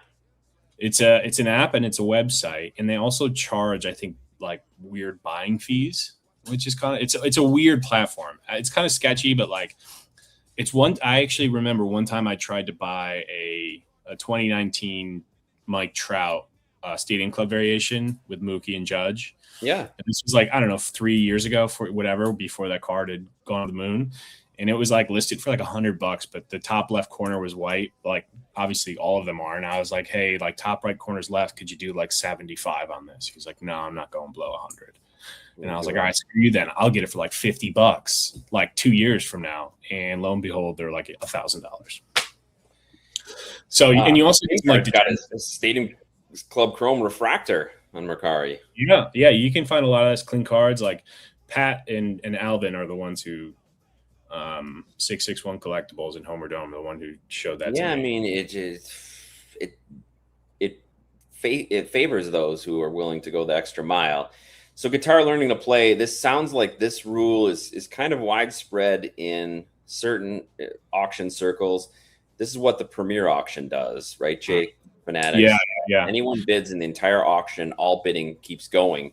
So I know, like for Chris, when he sold his card, that Otani Stadium Club Chrome Auto, when bidding ended, or like when extended bidding started, which means only people that have submitted bids already can still bid. When that started, it was like $18,000 or something. Yeah. And for a long time, like hours, it hovered around $20,000, and then it ended up selling for like $30,000. So yeah, that specific item doesn't have to get a bid. In the Fanatics Weekly auction, that specific item has to get a bid, or that item will end. very advantageous to the seller, really, really annoying for the buyer. Yeah. Right. Because you think you're going to have it, or then you got to wait. And then sometimes what happens on those, as far as I understand from the high end people, they're interested in like the $100,000, $300,000 cards. That's what they're paying attention to. And once those get out of range, then it starts to trickle down. So if you have a lower value card in there, which I think the minimum is still like $10,000. Yeah, yeah. They'll go back to those. Yeah, then they'll go back to those. Yeah, Chris has been on both sides of them. One time he was bidding on, it was like this random auction website, that 2020 Judge SSSP with Babe Ruth, and like for like 3 hours it kept getting extended for 15 minutes, and he had unfortunately put like a max bid that like this person kept bidding like $5 or $10 because the incremental bid was like only $10 for a card that was like $1,000 or less. And he just had to sit there for like 3 hours to see if he won it. And it was just like, this is so annoying. Yeah, I can see that. And this sounds really annoying. Guitar Learning says anyone can bid the entire time, regardless of previous bid before extended. At least with Fanatics, you have to have made a bid. I didn't know that. That's interesting. While it's going on. And then when you're in extended, so maybe 8 people made bids. So then once you're in extended, only those 8 people can bid on it at least. Yeah. And I do like Fanatics auctions. I think they've done a really good job. I know they took over PWCC, which PWCC, boy, I have some experiences with that. When they used to have a vault and I almost lost all my cards when they were about to go bankrupt. I was glad Fanatics bought them out. For all the bad things that Fanatics does, or the negative things, I think they do a good job with their auctions. I know they're trying to build up the marketplace to compete with eBay. They've just got a long way to go. Burbank just joined with their whole inventory. Yeah. I mean, honestly, it's the inventory coming online in Fanatics has gotten so much better. Yeah. It's getting better and better. It'll be so nice if there's a reasonable counter to eBay. If there's a reasonable competitor, because that's the only thing that'll drive fees down. They also need a reasonable competitor. They need to get their shipping in control, like handled, because the Fanatic shipping situation is like almost worse than ComC. And like PSA has been bad too. Oh, PSA has been bad. I'm pretty happy that, although actually, no, you know what? The last time we hung out, when I was that night, I dropped off like 200 cards for the PSA vault, still not in the system. What? It's been like a month. So it's like. So all right, before you get to that, Crazy Cryptids, this is awesome. You know I'm a sucker for Heritage throwbacks, and to get a Logan Gilbert for 40, that's awesome. Yes, PSA needs a competitor. Yes, you get competitors. That's what brings bought them all, or you just buy them all. Yeah. Okay, so you talked about the PSA vault. Yeah, I've been a little gun shy of vault since I almost lost my whole collection to PWCC. But some of the benefits that the PSA vault has are what? So I really like it for so basically if you have pretty liquid cards that like they do like a PSA partnership with buyers that will put in standing offers for particular cards that they might be after. So I think right now I've got like 100 cards in the vault that I sent just straight from grading, but like 10 of them or 15 of them have standing offers basically that I could accept at any time, which is nice to get some cash and really easy cash. Like I have the Judge throwback is in the vault. I've got like a $900 offer on that I could and there's no fees associated with those offers you get from PSA. That's a huge bonus. No fees. That is a huge bonus. Yeah.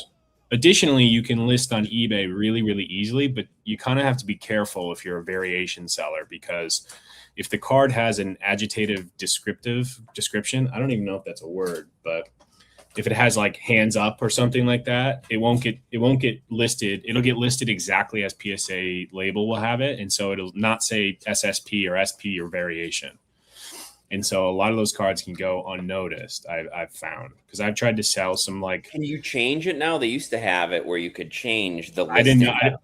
I don't think you can change the listing. Like you have to apply. You can't change it personally, but I know what they used to have is you could. Oh, really? You can add this and. Yeah. Oh, yeah. I mean, I didn't know that. Honestly, probably should know that, but it kind of jaded me from selling on the PSA site or through the PSA eBay thing. The other thing too is you get like really nice scans, and the PSA app is like really easy to use, and viewing your collection that way. I use the Set Registry app as well, and it's really, really outdated and annoying. They're supposedly supposed to be working on the Set Registry. I've been waiting for years. Chris and I want to get our 2012 through 2014 Chrome SSPs added to the registry. They're sort of dragging their heels on that, but it sounds like that's the next investment. Guitar has a concern about revealing their buyers. Well, that's the other thing that a lot of people don't understand. When PSA gives you an offer, they're not buying it. They're not buying it themselves. They're buying it from buyers. And those are big places, usually like Ty's Cards HQ or Burbank Cards. Yeah, exactly. Yeah, they say, if these cards come in, we've got a standing offer. That's what Jake was referring to. Yeah. So PSA is not buying their cards. I know when that first came out, a lot of people thought, well, that's a crazy conflict of interest that PSA is buying the cards and then selling them.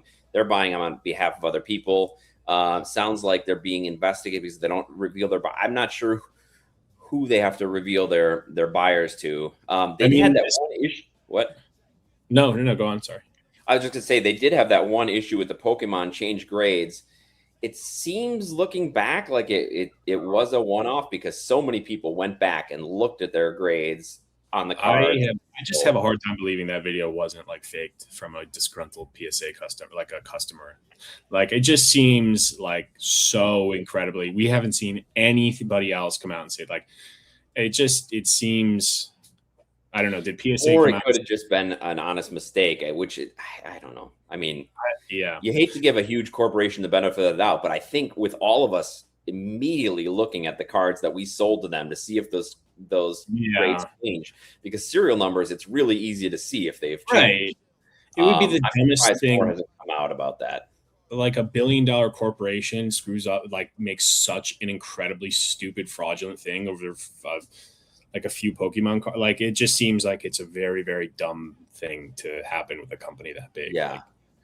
And they've done a lot of dumb stuff, but I don't think that was, I don't think we can hang that one up on them. As far as I know, we haven't seen any other cases like that again, right? Like, no. And people have been looking. So if it comes out, I hope that people make it public if they find out. Retro, I totally agree with this. Could overtake eBay if they had more robust auctions. 99% of cards being buy. They have that buy it now. And I don't know if you've been on there recently, Jake, but what they do is, let's say you've got an Otani PSA 10 Heritage rookie.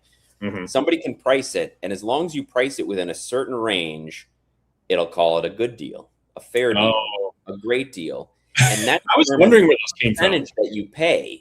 So if you list something in within their certain window of where they think it should be listed, that they can call it a good deal, you may pay 8% in fees. You could charge whatever you want. You could charge double. You could charge it like 3 times comps, but then you'll pay a 15%. So that's how they try to get people to that's crazy. I had no idea. Market. Yeah. So that's how but most of the great deals aren't necessarily great deals there.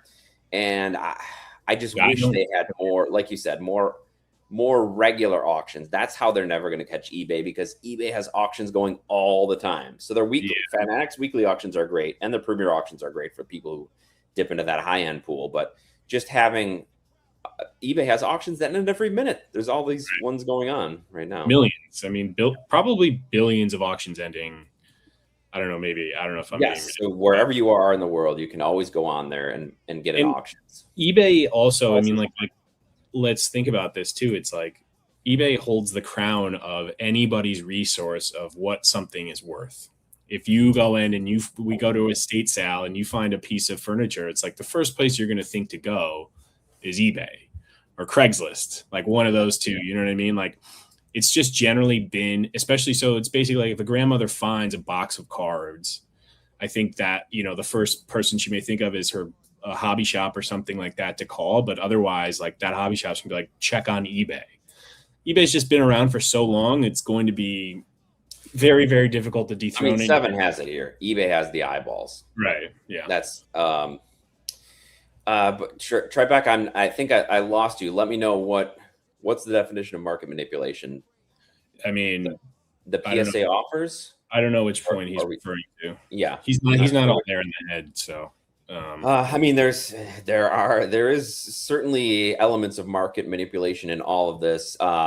Situational says Fanatics auctions are usually above or below the multiple recent eBay comps. Kind of garbage. Need to be more users. Yeah, and I think the way they get more users is by having more users. It's a circular reasoning, and they've been trying to upgrade it ever since they bought it from PWCC. I don't know if it just. I mean, the bottom line is eBay has the eyeballs.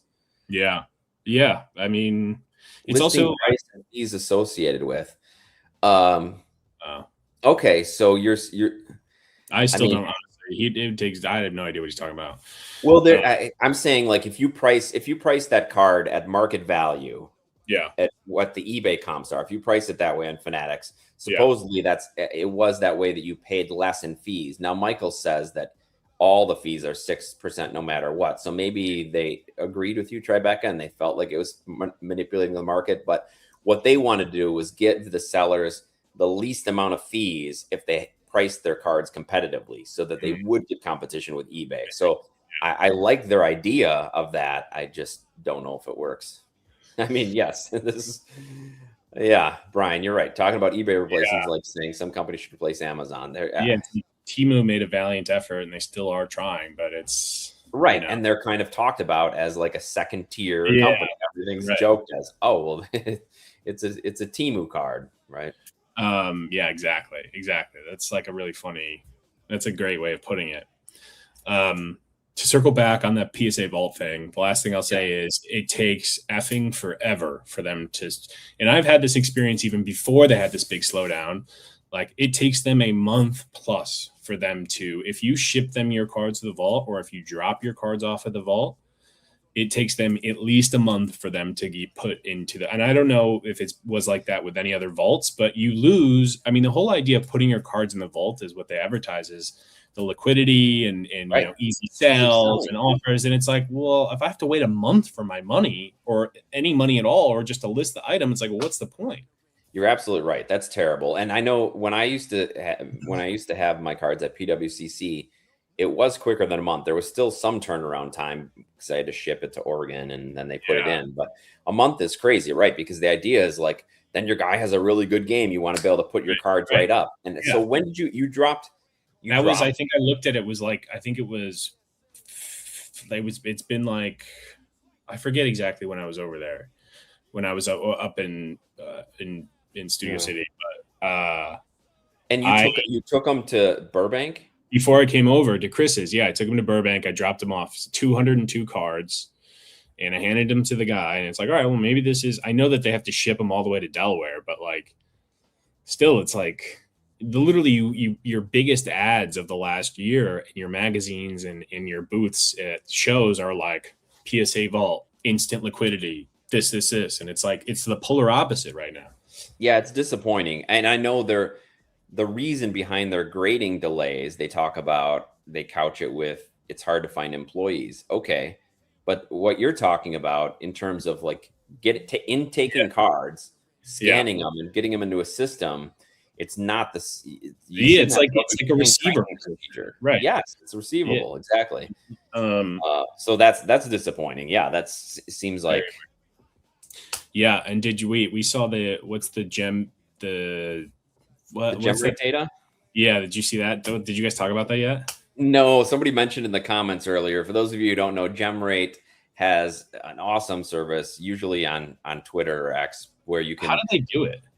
I don't know how they do it. How do they get their data? Does somebody PSA give them, or does they track the last certain number that they saw like the previous month? That's and then crazy if it'd be like that. I don't know how they do it. That'd be fun to find out. So gem rate every day they post how many cards that each of the major grading companies graded the previous day, and then they keep a running total for previous week, previous month, year over year, and usually PSA is by far and away at the very top, and usually they're grading what.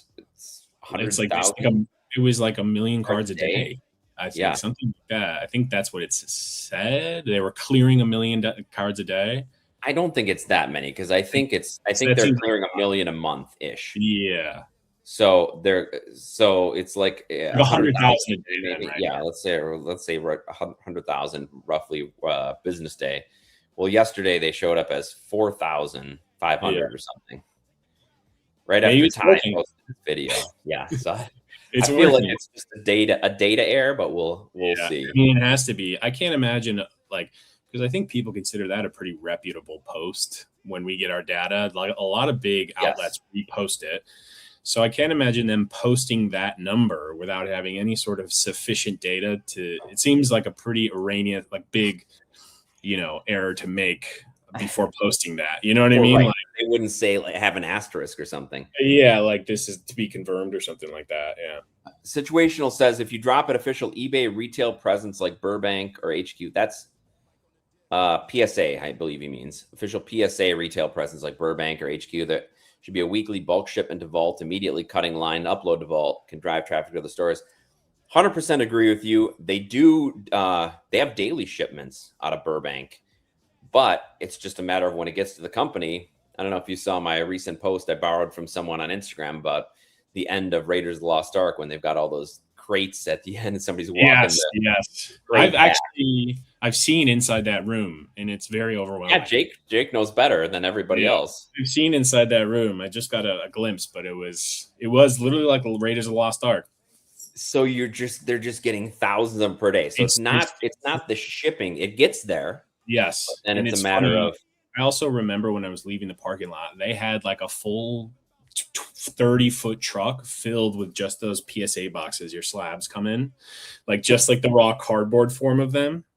I thought that I was like, holy crap! But then I saw the raw materials that PSA goes through. Yeah, I really don't think that they have like maybe like 15 people receiving those hundreds of thousands of cards a day, which seems crazy. Yes, yeah. And at the Vault, and you're right. I mean, you guys are absolutely right. You should skip the line. You should go faster, especially getting to the Vault where they got your cards. I do think that with this latest kind of revamp that they've done, the higher prices, the longer turnaround times, I think that we'll see it maybe come back down to reality a little bit. As I'm certainly discouraged from subbing cards, and I know that a lot of people who do frequently submit cards are discouraged as well. And I don't really plan on submitting anything besides maybe a few cards with you guys, but hopefully it works, and hopefully we get our 20-day turnaround times again and our 18.99. The sad thing is they just really have no incentive to do that because it's not slowing down the submissions at all. But I'm just D7 with a question, and we can probably relate to this because we both opened these recently. He has a hobby box. He or she has a hobby box of Stadium Club and Topps Chrome Update. They won in a raffle. Should I rip them or hold them and sell it later? How bad or good are those products to rip? It depends how much you want to be entertained. The beauty is in the eye of the beholder here. You're not going to get your money's worth, but Jake and I both recently were the beneficiaries of a gift of a Topps Chrome Update box. Yeah, and for me, it was certainly beneficial to open the box. Now for Chris and Jeff, probably not so much. They probably would have, but they were gifts. We got about probably $20 worth of cards. And I got already about $1,000 worth of cards. Yeah. So Jake, for Jake, it worked out well. One of the crazier things that's ever happened to me. Shout out to Donna. This is true. Retail says they're both free, so there's no wrong answer. 7 wants you to record the Stadium Club Chrome box so we can see what no-name auto they gave you. I don't know how much holding on to them is going to increase their value. If you just want the money, sell them now. Yeah, it's true. I mean, look, ultimately at the end of the day, I don't know which version of the Topps Chrome Update box is, but what is your threshold of a lot of money? Because, I think it's I would keep the Stadium Club box and open it.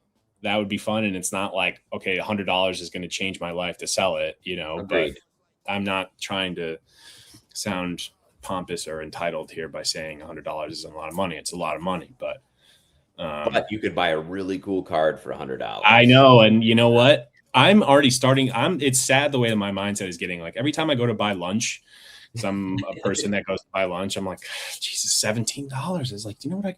I turned down I turned down 4 offers yesterday for a $17 card that I thought was really cool. Yeah. I'm starting to think of food as just a useless thing to just a week's worth of lunch gets you. Yeah. A great card. Exactly.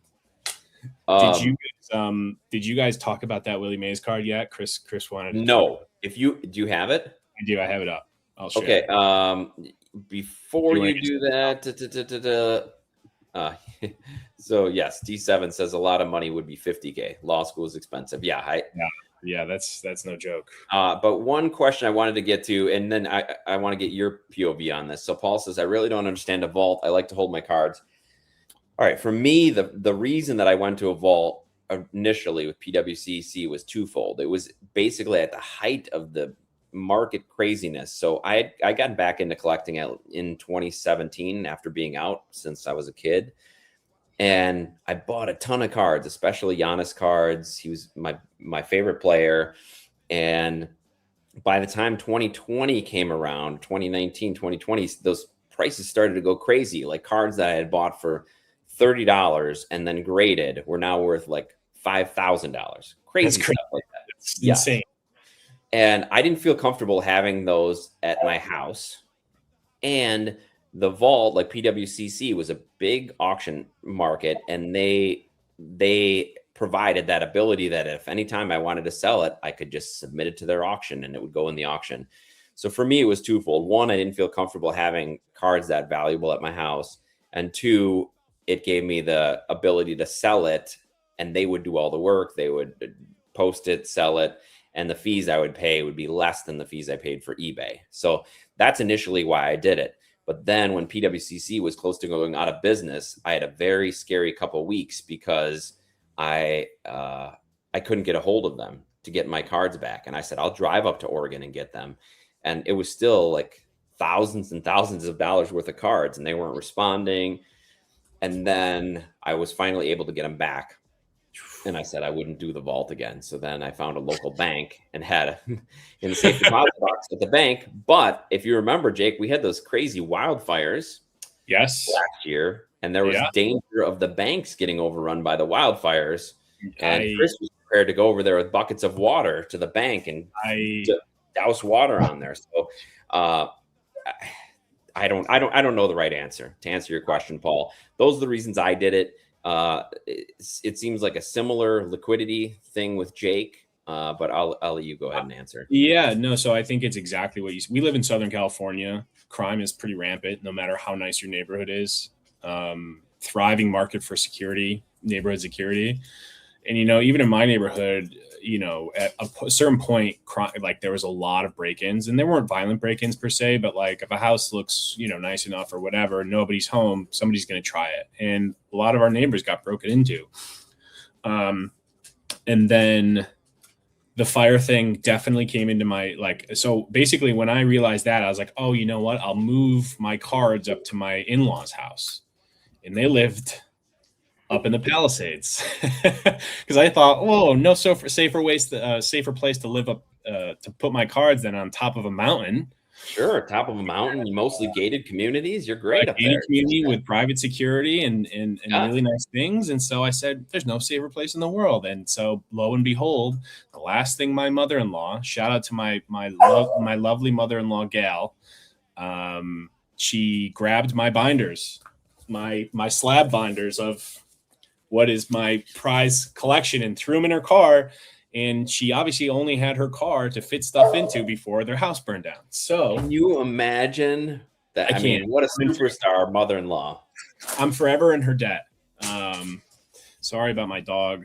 That's again the spoiled dog, but I'm forever in her debt. And I always, I told her that I talked about this before on this show, but she's wants to now watch this show, which I dread because I don't know. I hate looking at myself, but so yes, it's that. But I also caveat with this is that I bought a safe and I drilled it into my floor in my room in like kind of a secluded place. Yeah, and kind of covered it. And I keep the cards that I really love to look at. I keep them in my house.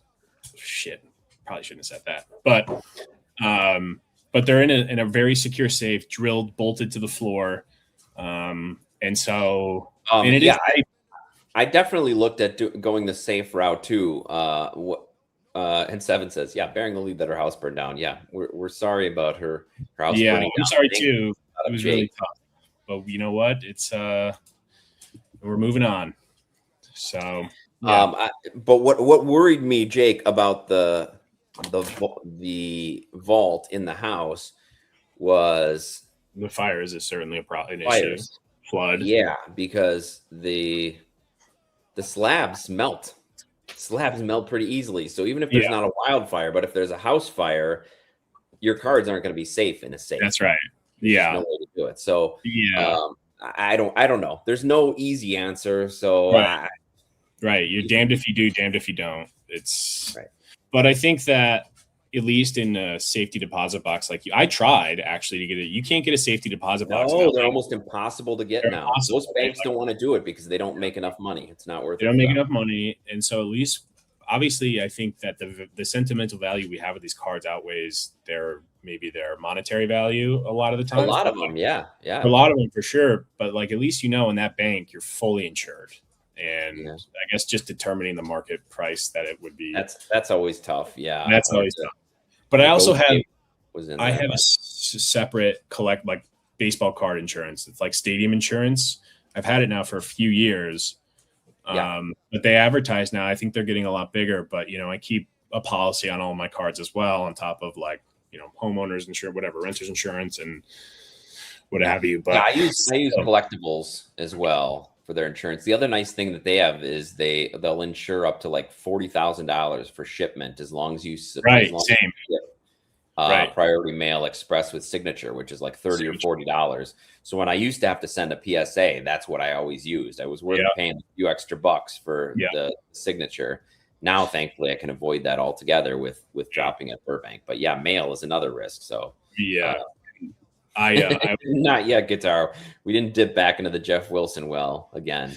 I always apologize to like the buyers if I sell a mark card like off market or whatever. I'm like, sorry, I have to put signature confirmation and they're like, well, I'm not going to be home. And it's like, I'm sorry, but like that's the only way. Yeah, no, you got to go with signature confirmation. There's so much fraud now, and with the mail service or any FedEx, any of those is you're not immune to that. So you got to go to it. We're so lucky for sure. Hey, Canes, if you're in a small town, you can go to your bank. Yeah, that's the downside when somebody on the weekend comes over and is like, oh, I want to see your card. And I'm like, oh, yeah, it's at the bank. I can't get it. Sorry, but it's safe.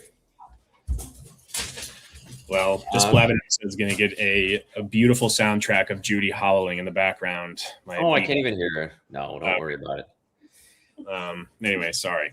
Yeah, I mean that's the hope, curator, that you don't exceed the safe fire rating. But those slabs, I've watched some videos of those slabs melting, and they melt at a pretty low temperature. That doesn't take much to melt those, and especially in a safe. It's maybe tough. That's like the next. How like you see those really funny memes of like you get your slabs for your slabs, and then sleeves for your slabs for your slabs, and then another slab for your sleeve for but it's a Russian doll kind of thing.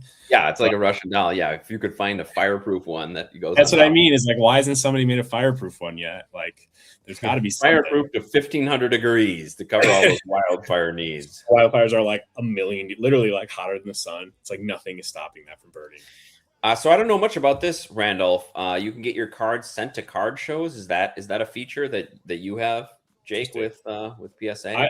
I don't really know. I guess maybe you could probably choose to pick them up there. I have no idea, but maybe. I thought he meant cards that you were selling to have. I don't know. Maybe if you're a vendor I don't think so. I guess maybe if you're a vendor at a card show and you're like, oh, my cards are in the vault, I can pick them up there and sell them. But who knows? Part of the PSA network, yeah.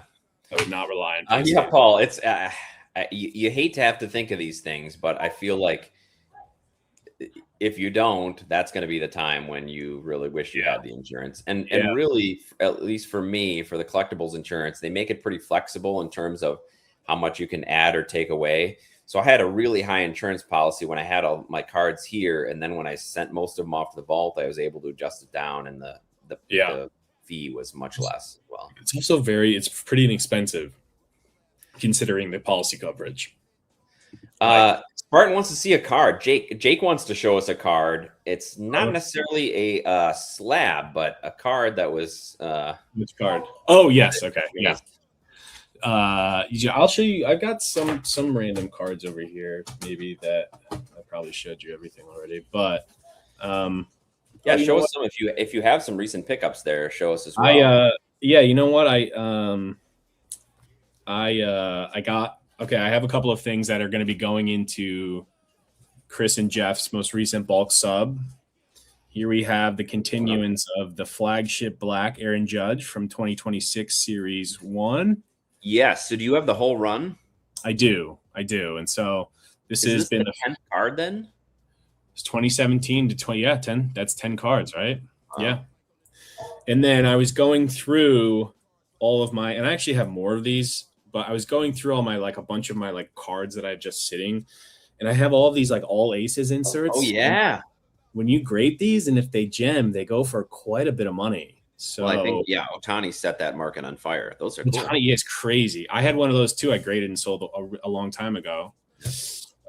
We've got a nice 2019 Bowman Chrome Aaron Judge Gold Refractor here. That's going to be going in that bulk sub. Nice. And then let's see. I actually pulled this card myself. Pretty cool. Yeah. Is that the refractor? The variation, the heritage. Refractor's with you, but this is the variation that I still have to give to you. And then the last thing I'll show is so angry. Ben Arose. I bought this is my only pickup aside from the other card that the three of us bought. This is my only pickup from the West Coast Card Show. And the gentleman was very kind. I think he sold it to me for like $80-$70. The list price was like $200 or something. He's like, yeah, I'll give it to you for 70 or 80. And I was like, wow. I was like, yeah, we were at the table. That's where I bought my one card. I bought a Giannis card. Yeah. He gave me it was like $250, and he's like, well, I could do $240. And then Jake comes up on this $200 card. He's like, yeah, I'll give it to you for $75. Yeah. What? Oh, you know what else I found in was this card? I was like, oh, maybe I'll grade this. What is that? It's a Connor Griffin Legends. It's like a Connor Griffin insert. Like, who know? I don't know. Apparently this kid's like the next real deal. Yes, people in the chat were talking about him. Yeah, I don't know. Retro says those image variation schemes are super undervalued right now. 95 for a PSA 9. That doesn't seem bad. It's a rookie, right? It's rookie. Yeah, it's a rookie, and they're very. I think that the PSA 9 population is like insanely high. I don't think the gem rate is very high. So Jimmy B cards, Jake says he picked up recently the 2024 and 2025 Topps Chrome Aaron Judge True Black refractors. So what is the Topps Chrome True Black refractor out of? Who did you buy those off of? Because I just happened to sell 2 of those. Jimmy, maybe you bought Jake's I literally just sold the 2024 and 2025 Topps. Are they out of 10? They are. And I like them, but I sold them in an effort to buy something bigger. But I think you bought his cards. I don't know how much you bought them for, but I think I sold my PSA 10 2024 for $1,500, and I sold the PSA 9 for $400 on eBay. No, I sold them to because I sold the Superfractor I pulled to Hobby Hawk or Hoke, whatever, how do you pronounce it? The guy from Blez who does he's like their baseball guy. Yeah. And like it's a really easy to sell cards to him, and he's like a really smart, knowledgeable guy. But I've been trying to raise, so I sold him the Augustin Ramirez Superfractor that I pulled because he's like a diehard Marlins fan. And I said, hey, I'm trying to also move a couple of cards, like a couple of higher end Judge cards. Would you be interested? And so I sold them to him, but maybe. So I think they're probably going into repacks, so I guess it wasn't you that bought them, but either way, very funny. Mike Bassett says, I'm hoping Jake saw my Instagram card post today. I've been seeing your son just locked in. I know. All we see is your son balling out, Mike. That's all we see on your post. Wait, I got to see. Incredible. He got your wheels, as I said. I know. Last one. And Paul wants to know, are those all aces? Because they are. I know that they make parallels of them, but I was looking at just like the base PSA 10s for like some of those, like Greg Maddux are like Greg Maddux and Satchel Paige still go over $100 for even just the base. Ooh. If anybody's, it is our newly announced retiree number 52 for the New York Yankees. It was announced today that CC Sabathia is getting his number retired in Monument Park in Yankee Stadium. Really? So I'm still waiting for him to be retired for his half season with the Brewers. I know he should be. I want more Brewer cards of him. It is really perplexing, and like obviously he's a well-deserved, but he's only the third left-handed pitcher with 3,000 or more strikeouts. It's just bonkers, right? Am I getting that right? Yeah, I think so. Yeah. Randy Johnson, Steve Carlton, and CC Sabathia. It's nuts. Warren Spahn? No. I don't know. Spartan Domer wants to know if you're after Scott has now joined the SCI Army along with Teapot. He wants to know if Jeff's recruiting you for an entry-level position at SCI. Are you going to be moving to Atlanta? Yeah. I have got something else on the horizon that I'm really looking forward to. I'm very excited. I won't talk about it just yet. But is it in Atlanta? No. Welcome to Atlanta. No, it's not. Thank you, Michigan Guards Graph. Spawn, I know, was a 300-game winner, not 3,000 Ks. Fun trivia one, though. Jay Urs says bowling card of Pete Weber went viral today. It was the 14th year anniversary of Who Do You Think You Are? I am. And then congratulations, Jay Urs. That's very, very appropriate. You got to get subsequently a Rick Kenmore. Do you've ever seen? All right, there's a show on Netflix called Documentary Now. But it's basically all of those just like very funny comedians, like kind of, like Fred Armisen and Bill Hader and like that kind of era of comedians. Mm-hmm. And they just do, each episode is just like a spoof on documentary. Like one of them is about a globe salesman that goes door to door to sell globes in the 60s. It's like one of the funniest things I've ever seen. It's called Documentary Now? Yeah, it's on Netflix. Anyways, they did one spoofing Peter Weber, and Tim Robinson, who, I think you should like Tim Robinson, plays this Rick Kenmore, which is Tim Robinson. And he's like, I highly suggest everybody go watch it. It's like he's playing like a parody of Pete Weber. Yes. It's so funny. He's got it's written there. Like the cast is like, it's really good for that one. It's forget, but I'll send it to you after this. Send it to us. That sounds great.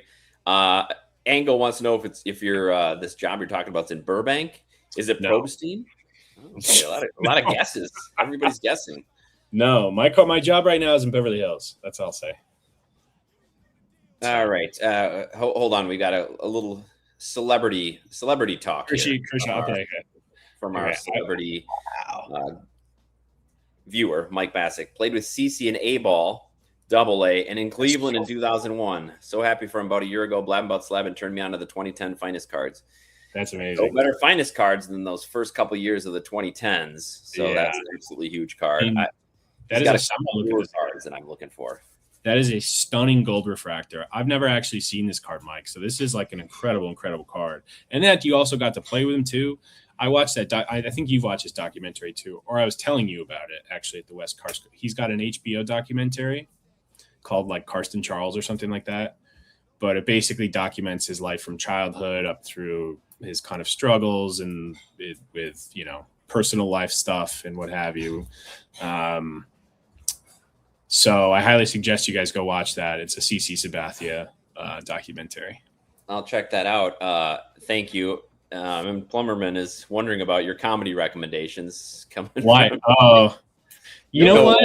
I have fantastic taste in comedy. And just because I go against the flow with one opinion, Jimmy says he sees you have a 2024 PSA 10 Golden Mirror of Judge. That's one of his. Honestly, it's his best Golden Mirror of the last 5 releases by far. What about this Stadium Club variation that Jimmy's talking about from 2022, Gatorade Bath? Do you know about that one? That one's a good one. 2022 is that's a great one. It's a Gatorade shower. Yeah, it's a Gatorade Bath. I don't know exactly what the game was from. I used to have a PSA 10 back when they were really cheap. And just as us all with cards, we sell cards to buy cards. But yeah, 2021 is interesting. He's like coming after a home run, pointing up. And 2022 is a Gatorade Bath. And then 2023 is where it all went downhill. That's when he's sitting at the bar chair in a suit. Amunatones, the percentage of PGS 9.5 can get a PSA 10. It is a complete crapshoot. Depends what the subs are. You're more likely with a chrome than a paper card, even a quad 9.5 paper card. Chris and I haven't had much success with chromes. Better success. Spartan Domer, CC couldn't keep his shirt tucked in. Yes. Well, he had a guy. He was eating like 2 boxes. Yeah, apparently he was eating like 2 boxes of Captain Crunch a day. He's in such good shape now. Have you seen him now? He's in fantastic shape because Mike, did he just house cereal in the clubhouse back when you played with him? Yeah, was he doing that in Cleveland? Yeah. Okay, Chris and Jake, I believe he means me, Jeff, but Chris and I often get confused. Okay. Would you rather have a 2017 Topps Chrome Sapphire Edition graded or a 2017 Topps Opening Day SSP, the close-up with bat, Aaron Judge Raw? This is right in your wheelhouse. Oh, yeah. I'm going to have to go Sapphire here. I like that. I like the with bat, but the sheer fact that it's raw, it's a really tough gem. And 2017 Sapphire is in a league of its own in terms of rarity and scarcity and just how great that set was. There were 200 years of Sapphire. Yeah. If you don't follow him, go follow. Was it Sealed Wax Nation? I think is the guy who has both a sealed 2016 and sealed 2017 Sapphire box. So I would go with the Sapphire. I think long term it holds more value. I have never owned the Sapphire, but I have owned the opening day variation. It is really cool. Surprisingly high pop count for a PSA 10, but if it's raw, very, very tough grade. So I would probably go with the Sapphire. Thank you for your advice. Before we go, Mike says CC was 18 to 21. He could eat, but I don't remember any cereal stories. Remember how much I ate when I was 18 to 21, and I was nowhere near the size of my wife and I both have a problem with cereal. If you put a box of cereal in our house, it'll be gone within a day and a half. Impressive. It's our guilty pleasure. I love cereal. It's so good. Always have. Will you show the Willie Mays card that? Yes. So Chris is on assignment. He's gone. He's far away from us, but he did send us this card and wanted us to talk about it on the air tonight. How do I? And I believe he sent it to Jake. Yeah. Okay. So they have legends now. All right. Can you see it? Here it is. One of the best baseball players of all time, legend card of Willie Mays. I mean, it is just sitting in a chair. Oh my God. It's just horrendous. It's just as bad as it gets. They did this a lot in 2022.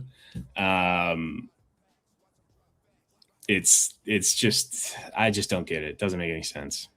No, it doesn't make any sense. One of the best baseball players of all time. And this is the shot we get. This is like a diner shot. I know. I wish I could blow it up for you. I don't really know how to do that or like to show anyway. Let's hear your grievances, folks. I guess that'll be the last card we show you tonight. Yeah. We'll look at more cards next week. We just had a lot of stuff to discuss this week, especially with Teapot and Scotty joining us. Thank you to everybody that joined. Life Journey says Otani cards are crazy, which we've talked about. The offseason stuff keeps going up. His 2018 Bowman Chrome PSA 10 is up like $1,500 in like a month. Yes, that's when I was opening the majority of my cards in 2018, and I had like 10 Bowman Chrome. Okay. All gemmed and were sold at much lower prices than this. Before we go, I have to show a sale. Logan Webb SSP, Michael Smollett. Yeah, back-to-back of the football. There's a few football ones reminiscent of the Nolan Ryan early 90s. Yes, you're right. Rocklex, good Rockletex, good callback. The 92 Bowman version of Willie Mays, where he's styling like Mo Rivera was. Which, by the way, Jake, somebody early in the chat before you were on was excited that you were coming in to close the game, and they called you. They called me the Mo of. That's truly maybe one of the best honors I could have ever received. So whoever said that, I owe you a drink. I do want to show one card that just ended, which is pretty bonkers. Hold on. I'm Newbert. Their image choices haven't been great. That was Curator. Right. Curator called you the closer. Oh, let's go. Yeah, I love Curator. Okay, here we go. Oops. Oh, took yourself off. Share screen. And okay. Here we go. That is a lot of money for a Buster Posey opening day card. But what?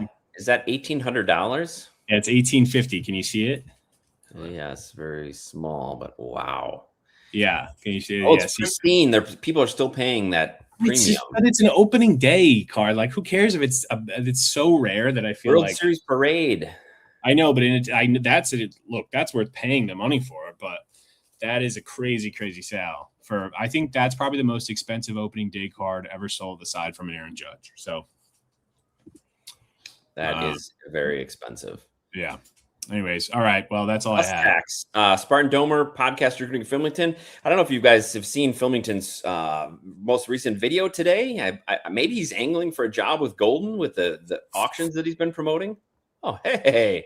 Hey, look at that face. Oh, what's happening? So I don't know. Maybe Spartan. I'm going to have to check with him. But if you haven't checked out Filmington's post from today, please check it out. The alter ego of Filmington has taken over his Instagram. Huge reminder from Tribeca. Next week is SSP Thursday. We've got the short month of February this month. So next week is March. It is SSP Thursday. So get your SSPs ready for next Thursday. I expect to see some fire. Got anything good, Jake? I'm blanking here. I have a ton of cards. I definitely do. I'll figure something. We've got a week. I got to think of what I'm going to do. I know. Yeah. All right, so we'll do that. Everybody get ready for that. Have a great weekend. Call your parents if you're able. Cuddle your pets, even if they're staring at you like that. Staring at me and barking at you, and just always love them. Yes. So if you have any questions for us, reach out. Short Print Today. What's my name? Instagram. My favorite cardboard. Or baseball card. What's my name? I'm going to send Chris a message while he's touring the world and elsewhere. But thanks everybody for joining us. Thank you so much for having me. Welcome back anytime. We'll see you guys next week. Mike on the desk, slabs on the shelf. Jake talking cards like nobody else. Amazing card runs, modern packs. Watch them drop back. Jake is back. Jake is back. Jake is back. All right, see you guys. About slapping stats on tap. Card talk slick, no cap.